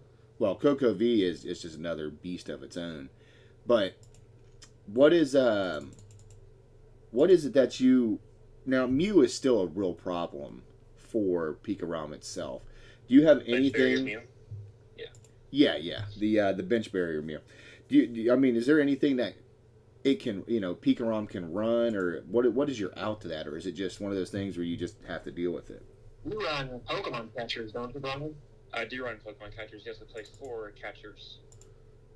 Okay, so you rely on the point, right? I play catcher and Fion, and I do play Marshadow, but depending on the meta and such, kind of switch between the Fion and the Marshadow. Right. Because goes with Keox well means they can't play. I can't play stadiums basically. When I put stadium down, it gets bumped immediately. So Yeah, that so really makes it hard hurts to me when I run. can't play Thunder Mountain. Mm-hmm. So just kind of like depending on what people are playing. Like I don't see a lot of Chaos Flow right now, but that can always change in the future. I'll switch the Fiona out for Marshadow, which Marshadow lets you bump a stadium with its ability, Mm-hmm. and goes to discard. So yeah, that's kind of my only out to it. I mean, catcher's flip card. If you know what catcher does. Flip heads. If I get the flip heads, I switch one to Pokemon out. Hey, look at that. Gold double. Is that all the gold cards? There is still Super Scoop Up Okay. and Choice Band. Look at that. Dude. It's your boy. Yeah, boy. I got the Ace. Did I get a Guzma? We got 2 Acerola. 2 Acerola. That's what it was.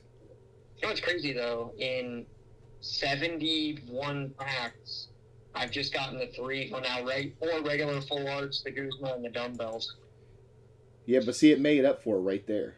Yeah, it does. It will. It'll just give you hits. And... Mm-hmm. So carrying on with what I was saying, did you have anything else you'd like to know about Pikarom? Well, I mean, we were talking about a Lone Raichu and Raichu GX, which, it has Tandem Shock and it has Ride the Lightning GX. Now, I was going to say you probably have, a lot of people would think that you have a hard matchup against, like, Obstagoon, especially the variant that just puts a Soul one up there. But Tandem Shock takes care of that, doesn't it? It does, yes. Because when they're paralyzed, they can't attack. Right. Or they can't retreat. So they're just stuck there in the active. Okay. That gives me an out, at least leaving one out when I don't have a catcher in hand. Right. It keeps them from attacking, so you can attack back. How often do you run into the variant where the goal is to just have one Obstagoon? I have not played against that yet, actually. Really? So I don't know how that would work in my favor. Yeah, I haven't. Well, we definitely. I'm sure it'd be difficult. I mean. Tandem Shock is a good out. Because at that point, they have to bench something else and, like, switch out of it. Yeah, but it's not. But they could just put down a doll, switch to the doll, and put the doll back to the bottom of the deck, and that's what they do. Yes, but I do play Fion now, so I can't switch that out, though. Yes. Yeah. Right, and Tag Bolt is very effective against that deck early on, too, especially if they're setting up multiple Zigzagoons. See the short red. Right. I would like to get that off as quickly as I could. Usually turn 3 if I can, at most. Right. Turn 3, I think it won't be as effective. Pikarom is very good at full blitzing turn 2 sometimes. Mm-hmm. Like the first turn of the game, if they're going second, they can get it off at Thunder Mountain. Yes. Well, why don't we? Is a little bit of a slower. Is a little bit slower than most builds. Right. It's not yeah, because of the Marnie. Yeah. Well, why don't we talk about that? Because people might not be super familiar with Pikarom if they're newer to this format. How can they get off the what is it? The full blitz. That's what it is. How can they get off the full blitz in the first turn, Brian? How do they get off the full blitz? What I do is very early on in the game. If I have a bunch of quick balls and energy in my hand, I'll quick ball the energy right away. Okay. So I at least want to get 2 energy discard for Toga Prism. What our Prism lets me do is, if I have 2 energy in the discard, okay, I can choose up to 2 Pokemon on my bench, okay, catch lightning energy from a discard to each of those Pokemon. So I'll attach it to a Pikarom and a Dene, for instance. Even Noivern. Just a slight correction, Brian. You don't have to have 2. You can have You don't the have to amount have and 2. still use the ability. It's Right. always preferred you have 2. Right. Yeah. Anyways, continue. Right. Continue. And if I can, I'll try attach one from hand to the Pika ROM, so that's 2 energy on it already. Okay. Mm-hmm. And I'll, like the Denny or something, or Marty, take some more cards. And if I can, if I decide to attach the energy to a what is it? Pikachu and Zekrom and Lone Raichu, I can tag switch that 1 energy from the Raichu to the Zekrom. And I can get 3 energy. Or also, I could get the 2 energy on it and potentially draw into Thunder Mountain, which would let me skip an energy cost. See the 4, or you can even use Hala for the Thunder Mountain. I could do that, yes. So it's not difficult, but it just takes a lot more. It takes a lot more effort. So your build is much more control focused. Yeah, because I like to have in this format, especially with like baby bombs and everything, and ADP. It's just kind of like it's like a free for all basically. Right. I would like to control their hand more than, just have a bunch of Pokemon with a bunch of energy, but let them. Yeah, but there's dumb stuff happening on the board that I don't want to have. Yeah. You know what I'm trying to say. Yeah, no, it makes sense. Yeah. So that's really like the only way I can. Right. That's the only way. So to get off that first turn full blitz is you're looking at trying to get your Cocoa Prism attached to the ROM and then get your mountain and or like an energy switch to it. Yeah. Okay.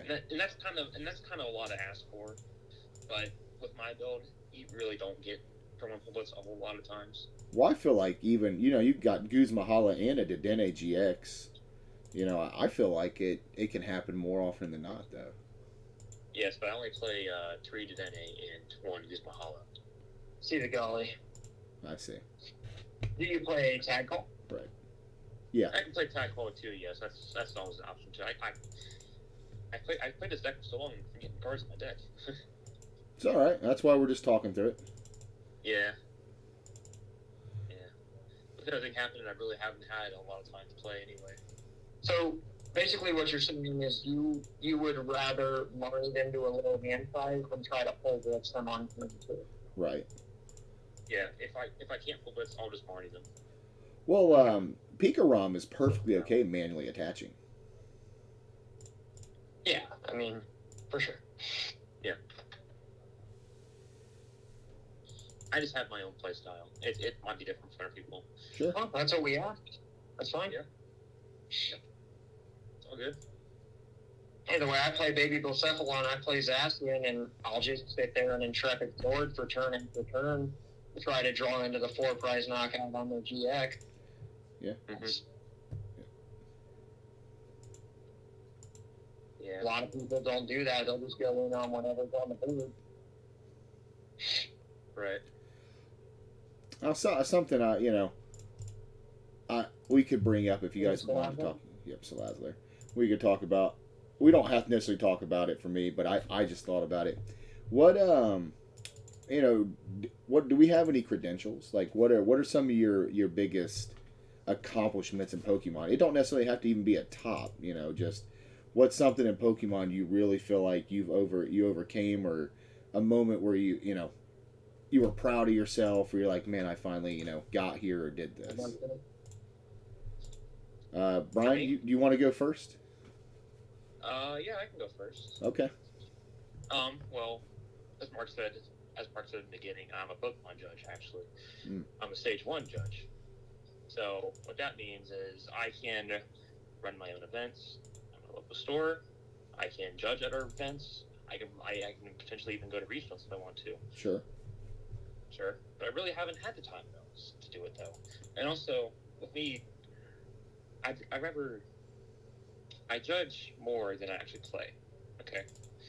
So, like, if there's a cover challenge happening, I usually can't play in it because I'm usually the one who's running it, usually.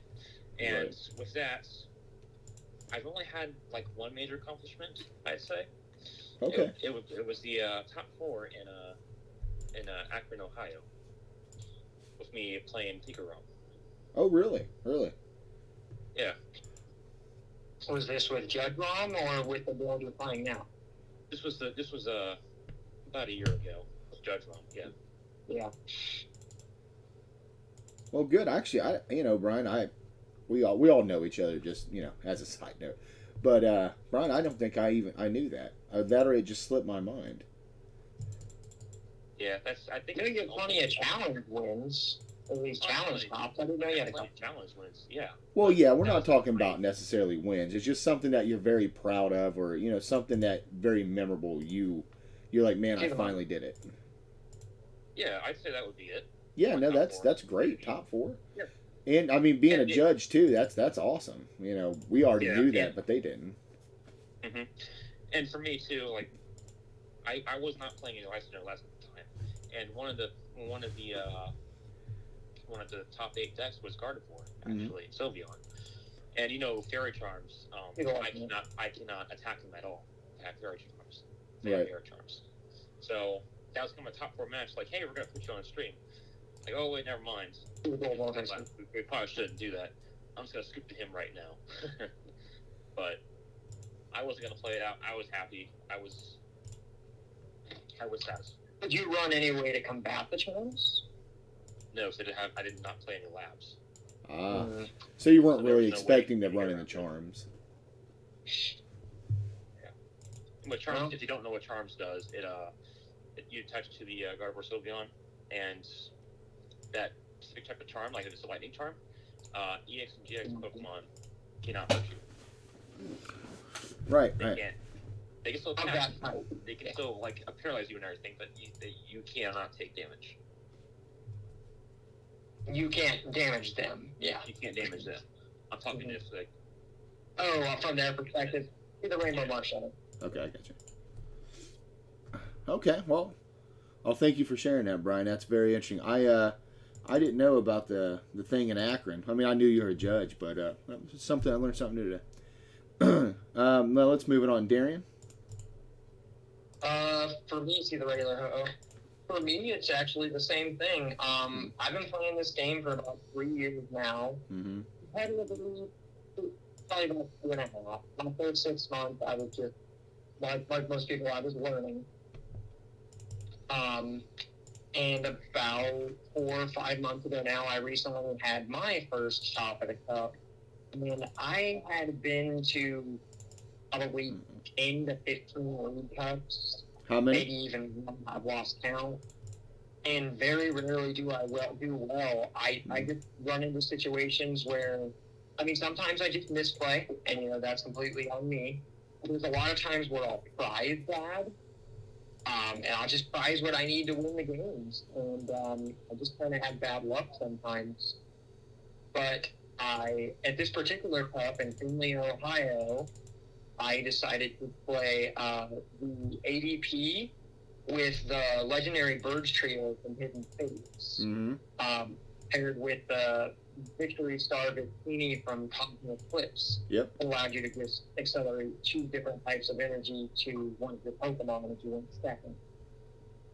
So the point of the deck was to get ADP's GX off, I see the muck, and then take like 4 prizes with the and then attack with ADP, accelerate energies from the deck to the big bird, and then use a combination of Runes Exploration and Coach Trainer to draw into the card to stop them. And I think the champ. And it was just it proved to be a really good choice.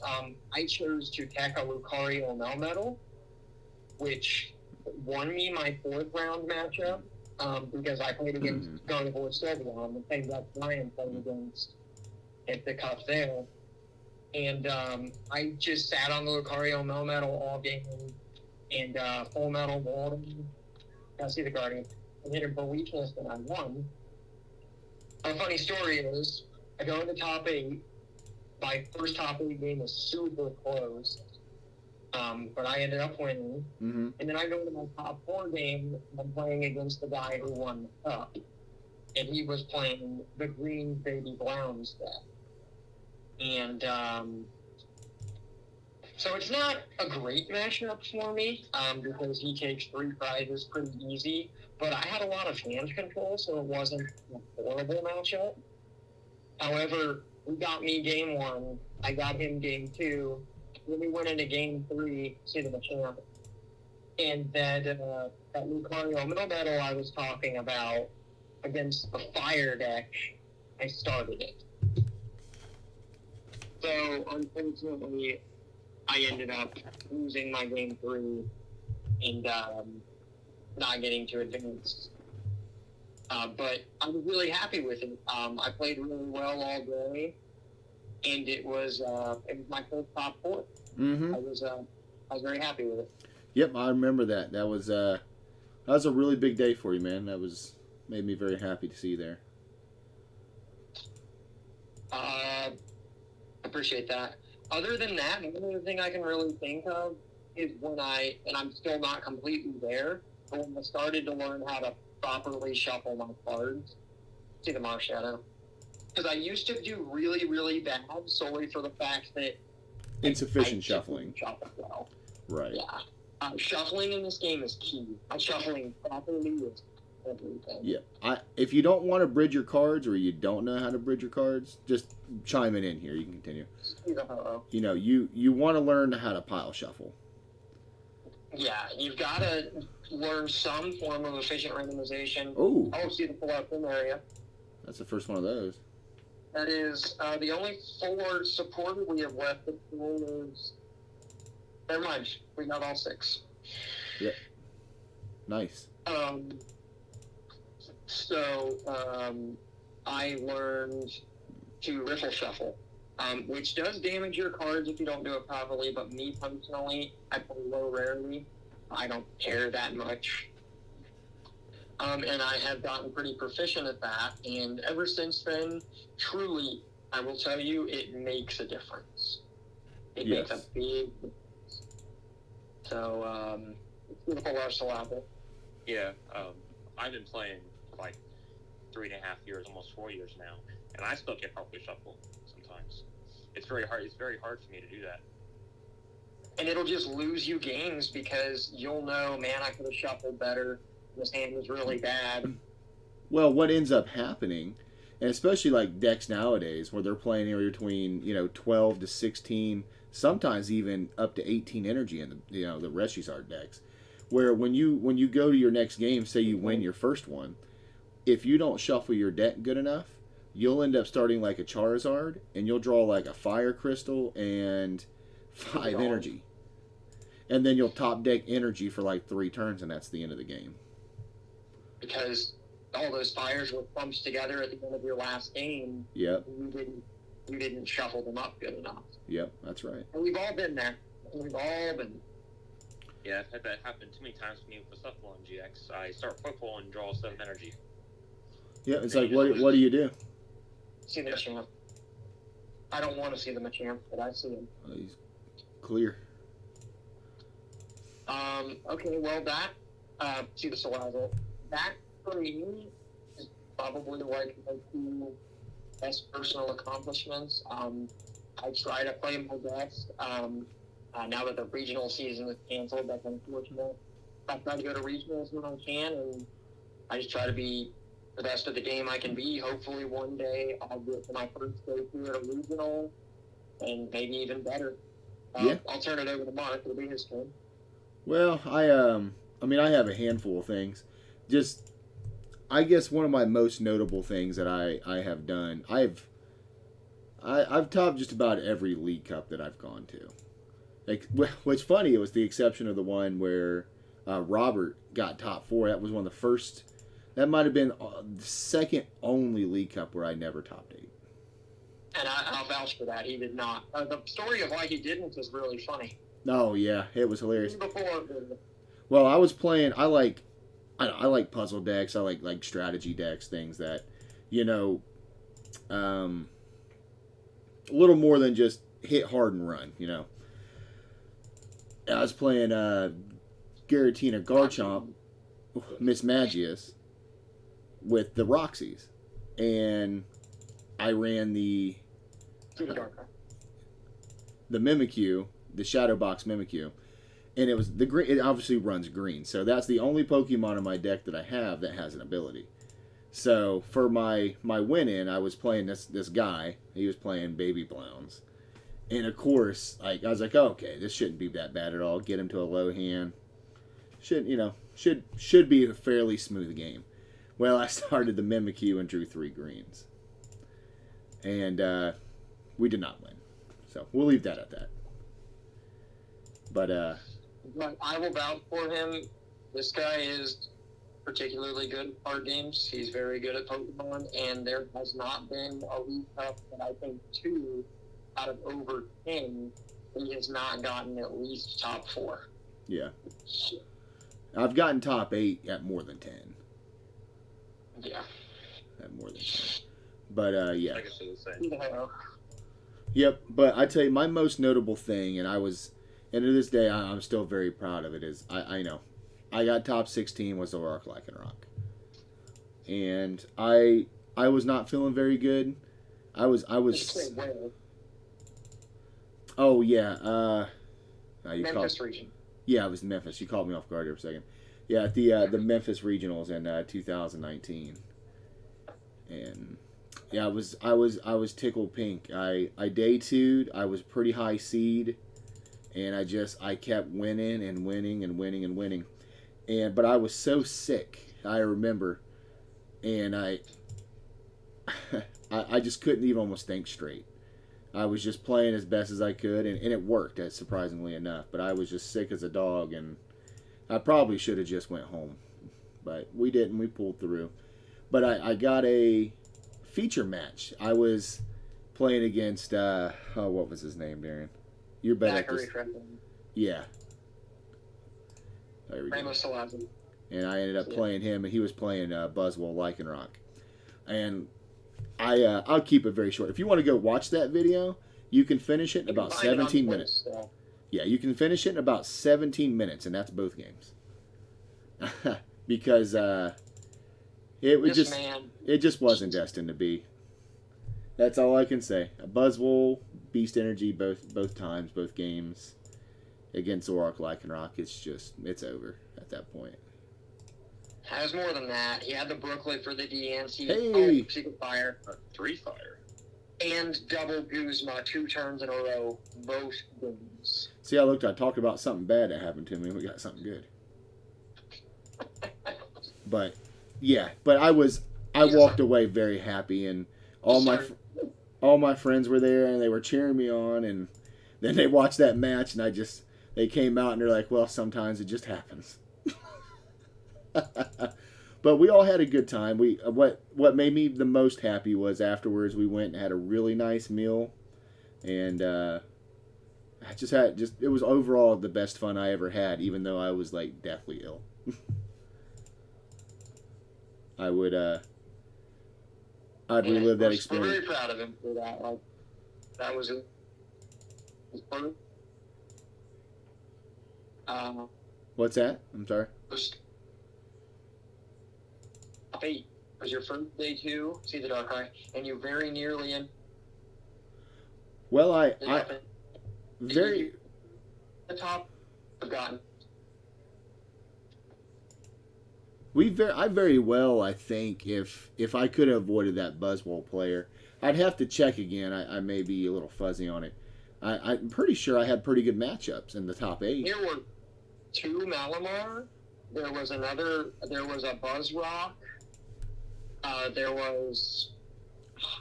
Was there another? But was there 2 Buzzrocks in top, or was it the Buzzrock that I would have beaten?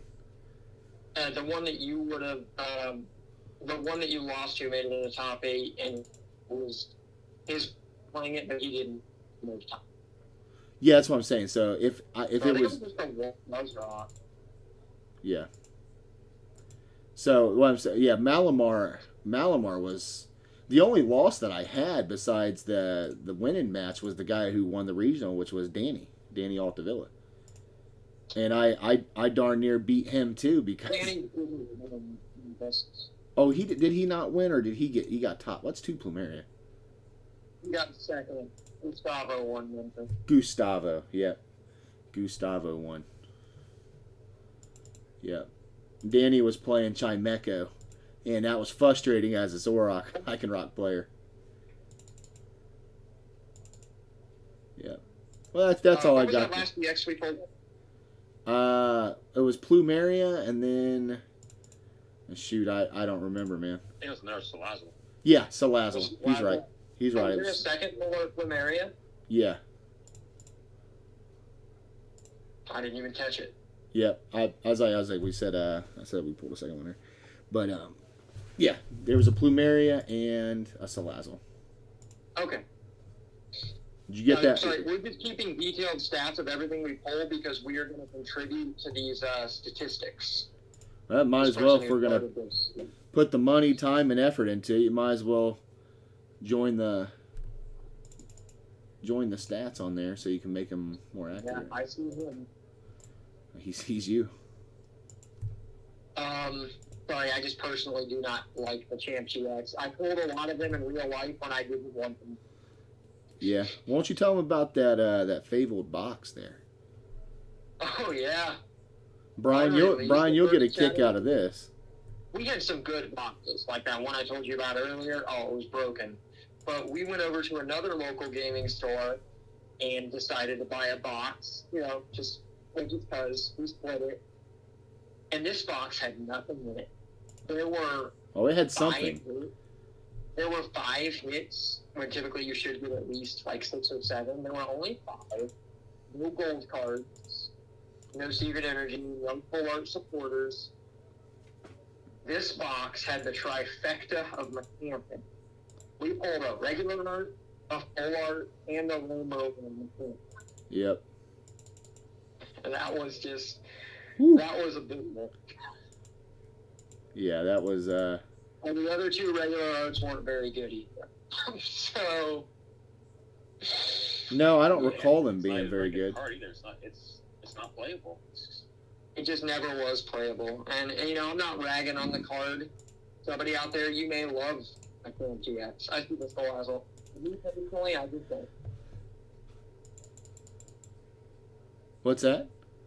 I said, but me personally, I just don't. Yeah. So, yeah, back to Memphis. I could be wrong, actually. I'm second-guessing myself. It was won by Gustavo or Danny Altavilla. I can't remember who got first and who got second.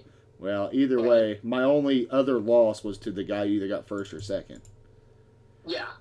In day 1, his 7th round was against Danny Altavilla.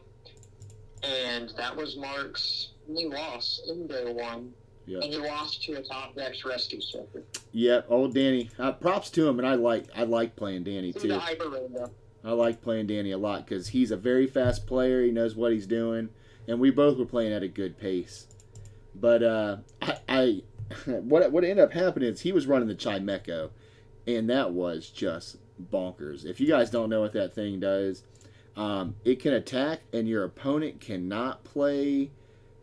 Any Pokemon with ability for that turn from your hand. You can't play them from your hand. So what I did at the time when Nest Ball was legal, and I had Kukui in the deck, he had to have 1 energy on the Chimeco to attack. So I Nest Balled the Tapu Lele down, put an energy on it, DCE, and then Kukui'd, and then energy drive the Chimeco. And I could just tell he's like, he didn't expect it. Yeah. I wouldn't expect that either. And that's why the games were so. Player is always a great feeling. Huh? So surprising a pro player like him, yeah, that had to be a good feeling. Well, he just looked at it, he's like, you could just tell he's like, oh man, I didn't even think about that. Yeah. And then there was nothing he could do. And we went game 1, I won that one. Then game 2, he won that one, and game 3 was it wasn't. It was a I think was it N? Yeah, probably. N1, yeah. Yeah, it was an end to one, and then he drew, and he's like, he didn't play it, and then he drew it, and he threw the stretcher down real fast to grab the, let's see, to grab, to grab the Malamar so he can evolve in Psychic Recharge. And that's how he ended up winning. It was an excellent game. That was probably one of the closest games I've ever had in competitive play. And with the caliber of player he was against, yeah, I'm sure that was really good. Yeah. Yeah, anybody that's ever had the pleasure of playing Danny, he's a pretty good guy. Very fast player. He plays very, very fast. The dude looks like he was, he's fast at playing this thing. Mm-hmm. He was very good. But yeah, that was fun, and that's all I got. That's the thing I enjoyed the most. I appreciate you guys sharing that. That was fun. I got to learn something different about Brian. Yeah. See the Neumann. And I don't go to many regionals either. I've only been to two, which is Collinsville and Madison of last year. Yeah. You went to Collinsville with us. He did. We can tell you some funny stories about that. See the champ. Oh, we don't call them trips. We call them adventures. Yeah, adventures. Oh yeah. We've always got funny stories. See the Dark Crack. When we come back from regionals, we've always got funny stories.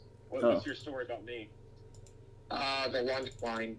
I think that's the best one. And the baby Blacephalon. And the Blacephalon GX. Yeah, the Blacephalon GX. And the lunch line. What about it? What do you mean, what about it? We waited in line at that gigantic line of the cafeteria, and we told you we were leaving for lunch. Oh, yeah. Yeah, I completely forgot about this. Yeah, we told you we were leaving for lunch, and then you show up with a whole tray full of food. I was like, what are you doing, bud? Yeah, but it took me like an hour to get back. It did. Yeah, well. He was hungry. I was hungry. I'm a big guy. I'm hungry. I get it. And then you got very confused about that Blacephalon. See the guy. I was very close to a day two at that regional. I was one high over what I needed to do to make day two. That regional was the closest I've ever been to a day two. Did you get that Darkrai? I did. I got the Darkrai in the garden. Okay. And I was actually playing, and I was trying so hard to make the deck work at the time because I liked it so much. I was playing the Charizard from Team Up with Continuous Blaze Ball. Oh, there's a story to be told there. Beautiful Ursulazzle. Because that deck could just hit some ridiculous numbers. Well, it can knock out stuff with today's HP. It hits so much. See the Marchand. And I really tried hard to make that deck work. But unfortunately, I see the blue. It just had the drawback of those rare candy decks. It just wasn't the most consistent deck in the world. And honestly, though, the reason why I went into Prime so often is because this was right after the release of Jirachi. Yep. And everybody was playing the Jirachi Zapdos deck. It was probably 40% of the room. Jirachi Zapdos, it just took so much time. Because if you didn't really understood how the deck worked, Jirachi... You search the deck 6 times every time. Oh, yeah, it would. And you only have so long to play 3 games, so every round, and I played it 4 times that day, every time I played it, we would go to game 3, and 2 out of the 4 times, it was a tie. Yeah. Because we're both only taking 1 prize at a time. We only run 1 prizes. It just takes too long. Yeah, and when we released Jirachi too, a lot of people were playing Giratina and Ultra Necrozma. Yeah, that too. Which I decided to play that, and I almost got 256. 256 with it, but I was so close, but I didn't get there. Oh, Malamar with Ultra Necrozma in Giratina? Yeah. Was that Madison that you played that at? That was Collinsville. Collinsville, yeah. Collinsville, you played Big Blounce. Madison, I played Big Blounce, and that did win the whole regional. But the problem with it, but the problem I ran into was first round. I played against Skitty Clowns against Epsilon, which is okay. It's not a bad matchup. If I'm able to reach that step in late game, I can pretty much guarantee to win that. Mm-hmm. Okay, and I did. Okay, second round, I play against Zork Dugong. Okay, which is pretty much like an auto loss. Yeah, I can never put down the on or just gets knocked out immediately. And Dugong, Brian. What's that? I said Dugong was the bane of your existence. It was, yeah. And then you ran into 2 that day. Third round, I play against Dugong again. I lose. Fourth round, I play against Dugong again. I lose again. So that's 3 losses already. You're gonna cross one. Then I play against Guzzlord GX. The worst matchup 3 times in a row. And I almost lose that too. So. Oh yeah, was it the baby Guzzlord or was it the big Guzzlord? It was Guzzlord GX. Yeah. Okay. Oh, it was that deck that was running around for a minute. Yeah. Yeah. With Miss Magius and Beastrid. Yeah. It was silly. It's terribly unfortunate to run into your worst matchup 3 or 4 times in a row in the region. Yeah, I mean, that just kind of killed it for me. But I played through all my rounds though, and I had a good time. Just getting through those first 4 rounds was a nightmare. I mean, that's what it's about at regionals, man. Like, because you can try your hardest, good, but then you try to win, but have fun. There's 1,500 to 100 to 1,000, 2,000 people playing Pokemon in one room. Yeah, and also half the room was Reshizard anyway, and I never played against one the whole time I was there. Yeah, I ran into like 2 or 3. It was all Zapdos, Jirachi, and Reshi for me. Yeah, and that's the deck I lost to twice. It kept me out of day 2. I lost to Reshi twice. I lost in time game 3 twice. Yeah, I see the Guardian. And I lost to Reshi because they kept double customing up my only Charmander, which was another big drawback to the deck. Right. Yeah. But other than that, I played some mirrors. I played against Pikarom. I can't remember what else there was. Dugong obviously, and Slowpoke. Yeah, I didn't see any wrong. It wasn't that the regional, Mark? Yeah, it was. It was the regional where you had the tie with the man who was not so good at English. I'll tell about that because that is a funny story. I was playing Zapdos Jirachi myself at that regional, and I was playing I believe he was Korean. I was playing the boost energy with all the techs. Yeah, it was Zapdos Jirachi, but it had the beast in it. Mm-hmm. But I was playing against this guy. He's either Korean or Japanese, but either way, he didn't speak very much English, if any at all. But I understood through the whole game what he's doing. He had a very good way of communicating, with hand signals, what he was doing, and we ended up tying. Now, that ended up making that guy not get day 2. Even if I won, I think I was a point short at the time. Because it was 21. I think I was 17 playing at 18. On points. I think. Yeah. Mm-hmm. So I would have got 20 and he would have had 21. So it ended up tying in the end. And I just told the guy, I said, hey, look.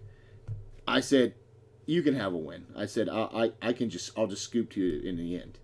I said, you can have the win. And he didn't understand what I was trying to say. And he said, no, we tied. Like that. And I said, no, you can have the win. I said, you go to day 2. And then he started signing the tie box. And I'm just like, well, I said, I'll try to help you, man. I mean, I'm not, if he wants to tie, I can't just give him the win. But, you can concede at any time in Pokemon. That's just... Well, I wasn't going to take away his winning. Yeah, For not if you can't make day two. That's just, for lack of words we shouldn't use, that's just not a very nice thing to do. Well, it's a sportsmanship thing, I think. Yeah. If you can't get in and your opponent can get in, you should just you should play it out and you do whatever you want. But my personal opinion is I would play for fun and then surprise them at the end, like, hey, even if I won, I'm going to give you the win so you can go to day two. Like, what's the point of taking someone else's opportunity away when you don't have to get out that, when you don't have that opportunity? Did you get that, Darkrai? Yeah. Okay. Yep. Yeah, I had one time where I was trying to convince this guy if That's 2 rev movements in a row. if we Yes. both tied, we would both get 128. Okay, and we would get points. But he wasn't gonna make day two anyway. So I was like, let's just tie and get points. You know, why wouldn't you? Okay, but he was so determined. Very adamant, huh? Anyway, and he did. I was like, well, I tried. Well, You can't give somebody they don't want. That's right. You definitely can't. We've actually been having. I can tell them about this. This is funny. We'll have to be clean about it. But trying to buy these Burning Shadows codes has been quite a struggle. See the regular Salazzle. A struggle? Yeah. I am pretty sure I have bought them all. Well, yes, but see what shares are. But the amount of people that we messaged and made them an offer on their codes, and then we just didn't get a response. Like, not even like a counter offer, like, just nothing. It wasn't like low balls by any means. It's like people don't want money. And we ran into this several times over the last week with people selling codes.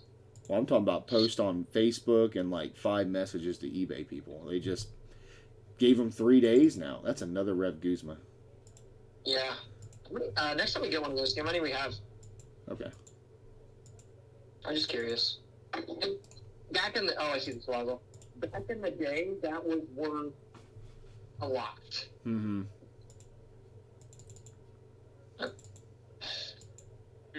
Even a common dude from back in the day would net you like 2 more packs of this set, if not 3.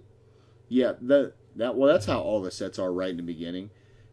The big supporters are 1 or 2 packs each, even for the commons. Speaking of that, we have Rebel Clash coming out.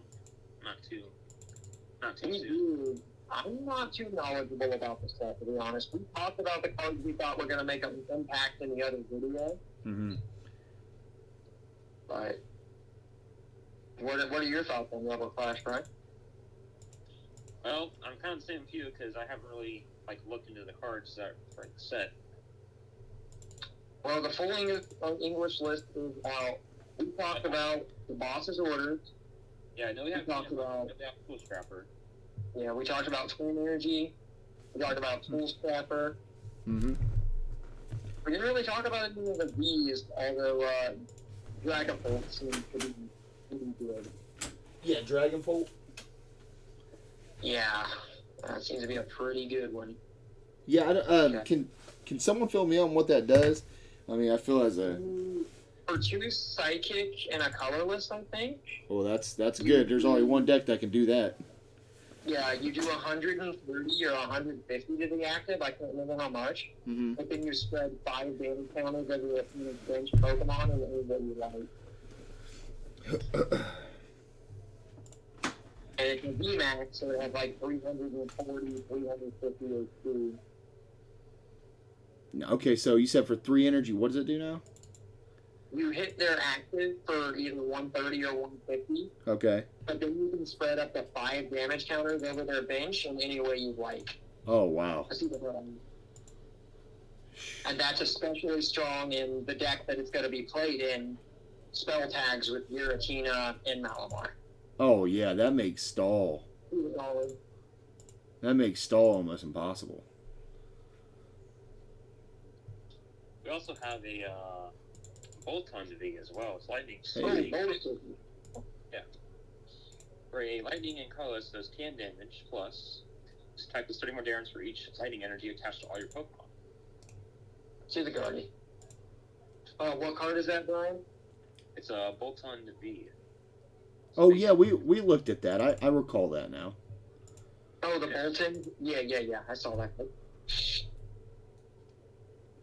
There's also Toxtricity. It's getting some talk. I see the penny. I'm not 100% sure what it does, so I can't comment on it. Mm-hmm. But I hear it's doing well in Japan at the moment. What? That's not always a good indicator of what will do well here, because they play a whole different game over there. But What's the Toxtricity do? I know it's an electric type. I really don't know. Ryan, if you could look it up and tell us better. I have it pulled up right here. Yeah.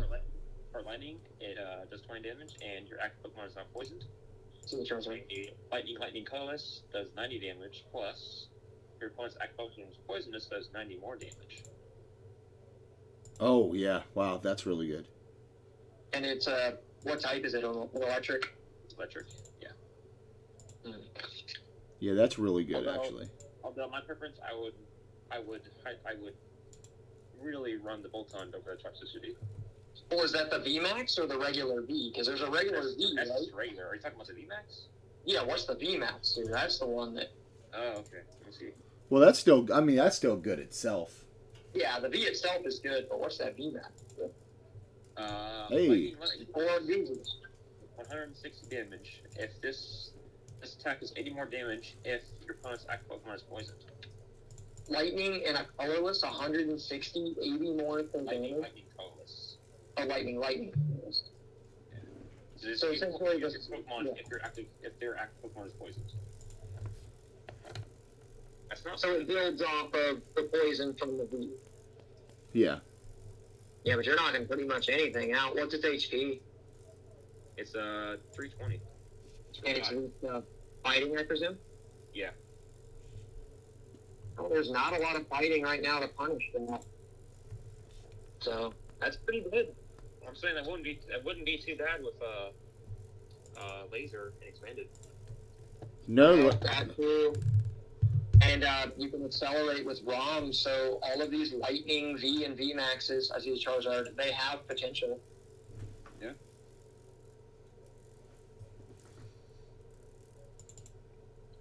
Sure do.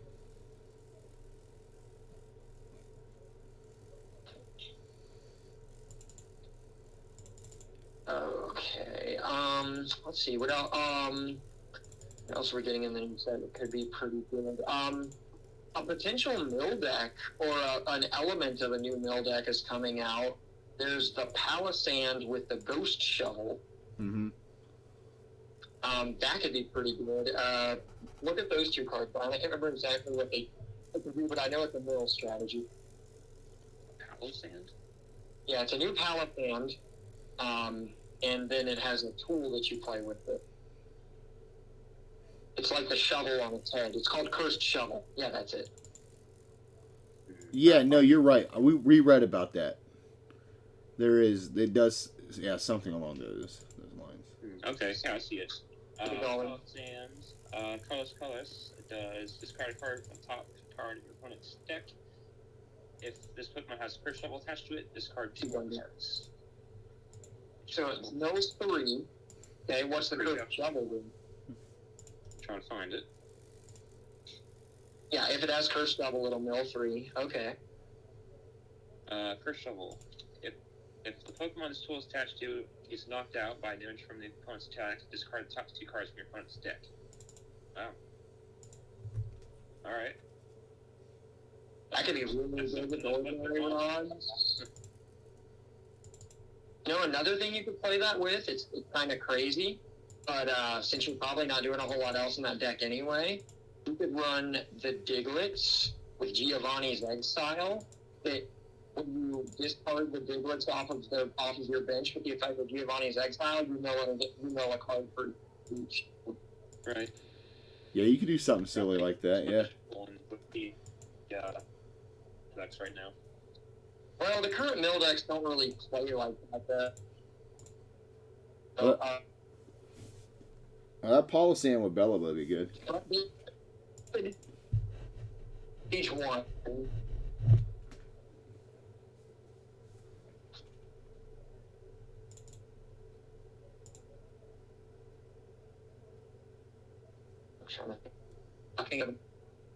Huh? What's up? What? And I was just thinking of putting the shovel on the. Oh, that's On the doll? the shovel on the doll, like on the Rangaroo that we already have, like the plant Pidgeotto. Yeah, what does the shovel do? What does the shovel do by itself? It mills too when the weather's on it's knocked out. Wow, yeah, you put those on dolls, right? Yeah, you can. Wow. Well, the one nice thing is we're getting Tool Scrapper, though. So all those pesky tools that cause you so much of a headache, you'll be able to do something about them. Yeah. Mm-hmm. Also, we have the Psychic Energy, too. When this... Oh, the Horror Energy? Horror Energy? Yeah. Forgot about those. Yeah, those are worth talking about. Mm-hmm. Oh, that just makes the Dragon Ball VMAX deck even better. That's crazy. Oof. Yeah, see, there's a Lightning Energy, too, which is pretty good. You attach it to your hands, you draw 2 more cards. That's busted. And the Psychic one does 2 damage counters when whatever's on damage by an attack, yeah. It's crazy. It's like an extra spell attack. 64 left. It'd be really nice to hit one more secret. Shoot, that's, I mean, we're at 4 out of 1,000. That's 1 in every 250. I think we've, one more would be nice. I will admit, any more would be nice. Yeah, I mean, I'd even take a fairy. It'd be cool just to get 5.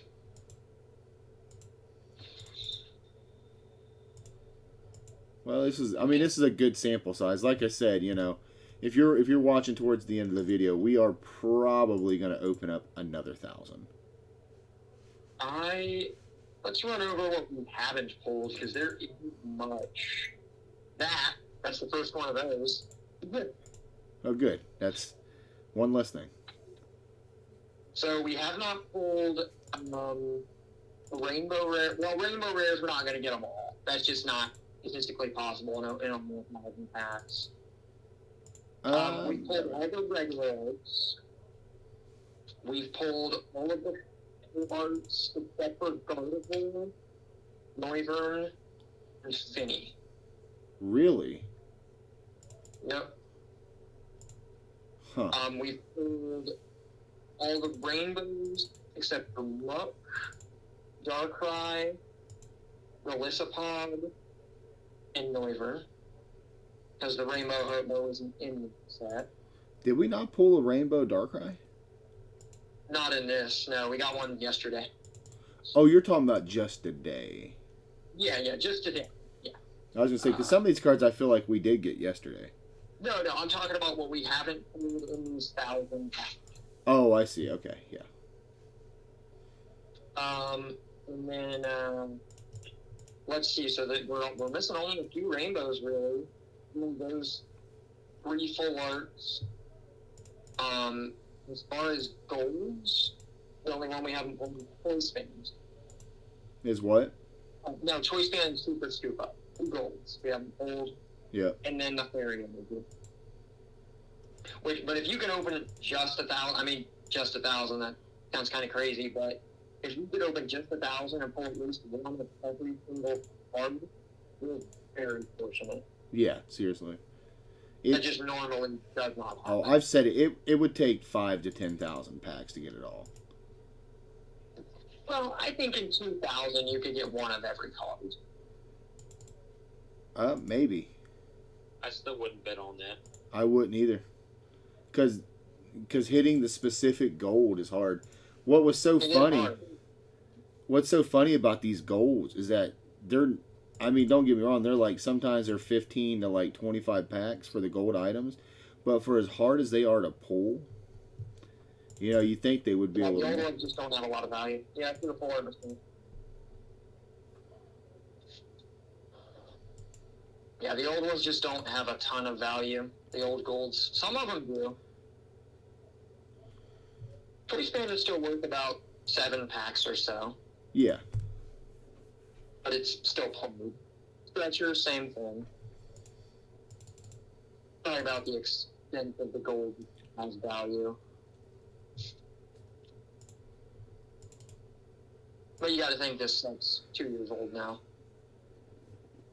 Actually, older than that. It's like almost 2.5 years old. What, this set? Yeah. I don't know how old this set is, come to think about it. Well, it came out 3 months after we started playing, which was May of 2016. Yeah. It's crazy to think it's already been that long. Yeah. Well, I still remember Guardians Rising. Yeah, that's when we came in. It was right after Guardians Rising. no, I think it was right before. Right before? Yeah, that's... Because I We remember. pre-ordered Lelos. Yeah. Yeah, you convinced me that card was going to be just the best card ever, so you convinced me to pre-order 4 of them at $40 a piece. It ended up being the right call. Oh, yeah. Yeah, Lele was the card for a long time. Well, just looking through the game when I first started, there was nothing that did what Lele did besides like Jirachi EX. And I saw how much Jirachi EXs were. And Jirachi EX weren't legal at the time, so Lele was the only card that could do that. Right. Hence why it had its price. Yep.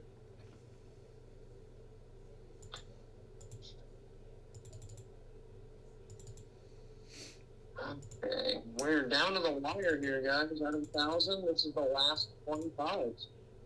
Hey. Four. First one of those. Hey. Yep. I will say there has been a lot of finnies. A lot of regular things. Well, actually, Noivern. in regular arts, the most we pulled is Marsh Shadow. We have 13. We have 11 11 reverse reverses. Guzma. Yeah. We have 13 regular art Marsh Shadow. I think that is the highest regular art pull. Oh, the Marshadow? Well, that's good because Yeah. that trades for a pack too. But the Noivern isn't far behind. The Noivern's at 13 too. They're tied. Oh, I see. Noivern and Marsh Shadow are tied. And Salazzle's at 11. Salazzle? Yeah, Charizard is also at 11. Shoot, dude, I was going to say, we pulled a lot of Charizard too. That Darkrai's at 11. Guardian's at 12, actually. Okay. That's fair. Well, I'll tell you what, a good thing is if you buy 1,000 packs and you open them, you're going to get plenty of all the regular RGXs if you're just trying to play the game. And you'll have plenty to trade on that day too. And really, for what we paid for them, it's not too horrible. No, I mean, it wasn't bad at all. All right, we're approaching the last 10. Another gold that we don't have or a secret energy, and that'd just be awesome. Can't even get another dark or fire. Woo! Yeah, another dark. Another dark would be fantastic. But anything will do. Fourth one. That one. Fourth one of them. And I've pulled them all. Have you really? Yeah. Wow.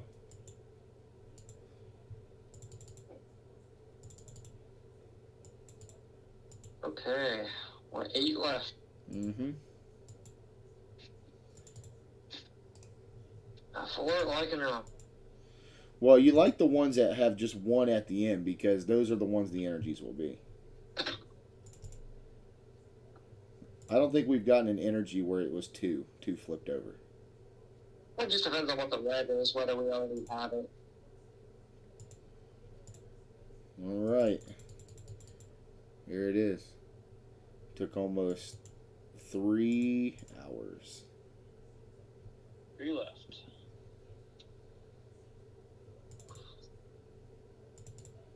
Alright. All right, let's start getting those tallies up there, Darren. Oh, I've already been counted. Okay. We'll do a quick recap about this, and we're gonna end it right there. Right. Alright. While you're recapping, I'm gonna open up these other packs. Alright. You want to get more? No. Well, we'll get more, but not through.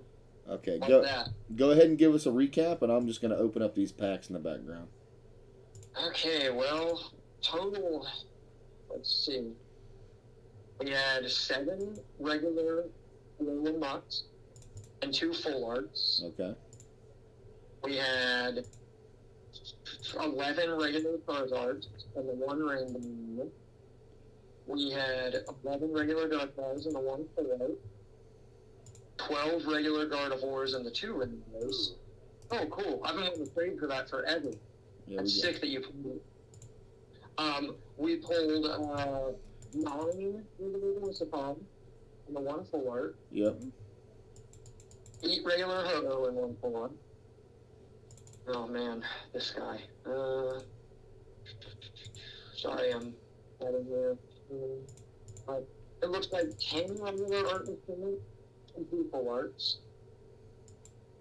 11 regular, no, 13 regular Mars Platinum with 2 full arts. 8 regular art and a Crossmo with 1 full art.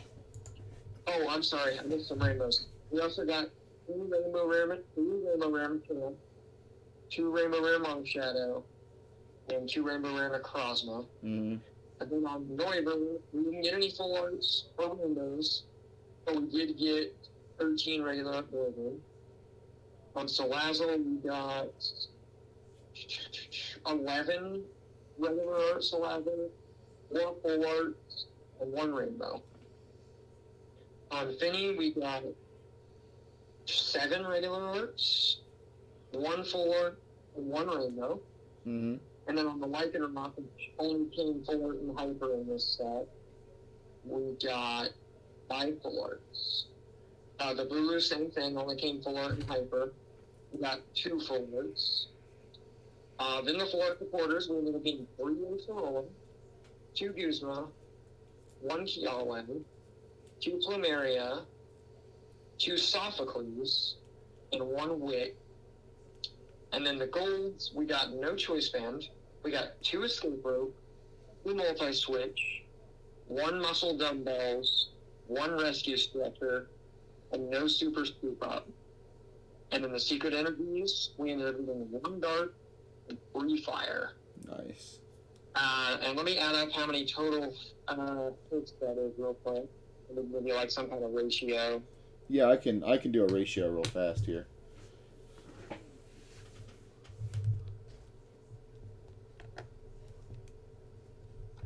I call that pretty good for tonight.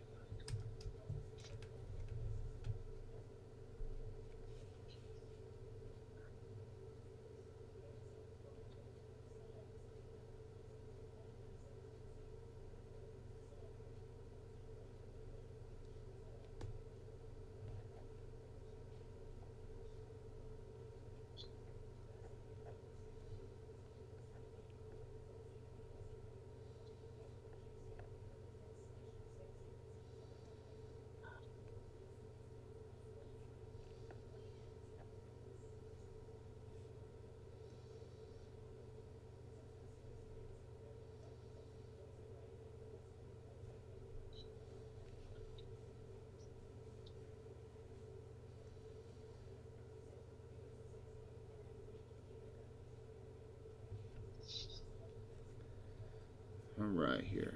Okay, it looks like I could be a little off, but it's about 150 hits 150 hits. out of 1,000 packs. Well, that's pretty easy to do then. That's 15, right? Or am I just bad math right now? Let's see. No, that's not right. I'm being dumb. So you said 150 hits out of 1,000. Yeah. Okay. About. Well, that's 6.66 on average. Yeah, that's about right. So about every 6 or 7 packs, we got a hit. Yep. That's usually about what it should be. We got lucky on the energies. The projected was only 3. And we ended up getting 4. Mm-hmm. And crazy thing is some of the amounts of regular arts that Mark got and then the amounts that I got. Mark got 8 regular art with plasma. I only got 1. Wow, that's weird. So it's just completely random, as the statistics tell you. Okay, well let's wrap it up here. That's about all we have there. Yep. I thank you everybody for watching. If you made it through this whole thing, put a comment down below about what you thought. That is, it was a lot. It was definitely a lot, and we're going to have more coming in the future for this. Darren? As far as our commentary, we would like constructive criticism. So. Yeah, we're going to include more people on the call as well. It's hard to entertain for 3 hours straight by talking about some things, so we'll try to make a list out of things to talk about. And if you anything you want us to discuss or have questions, feel free to message us on our YouTube channel or just comment down below. But I'd like to leave. If you gave us things to talk about or have questions, yeah, we'd be happy to do that. Sure, absolutely. Robert, I think you said what you. Brian, would you like to say goodbye? Thank you for having me on here. Yeah. Yeah. All right. Alrighty. Thanks, guys. This is Robert. Good night. All right. See you guys. Bye. Yeah.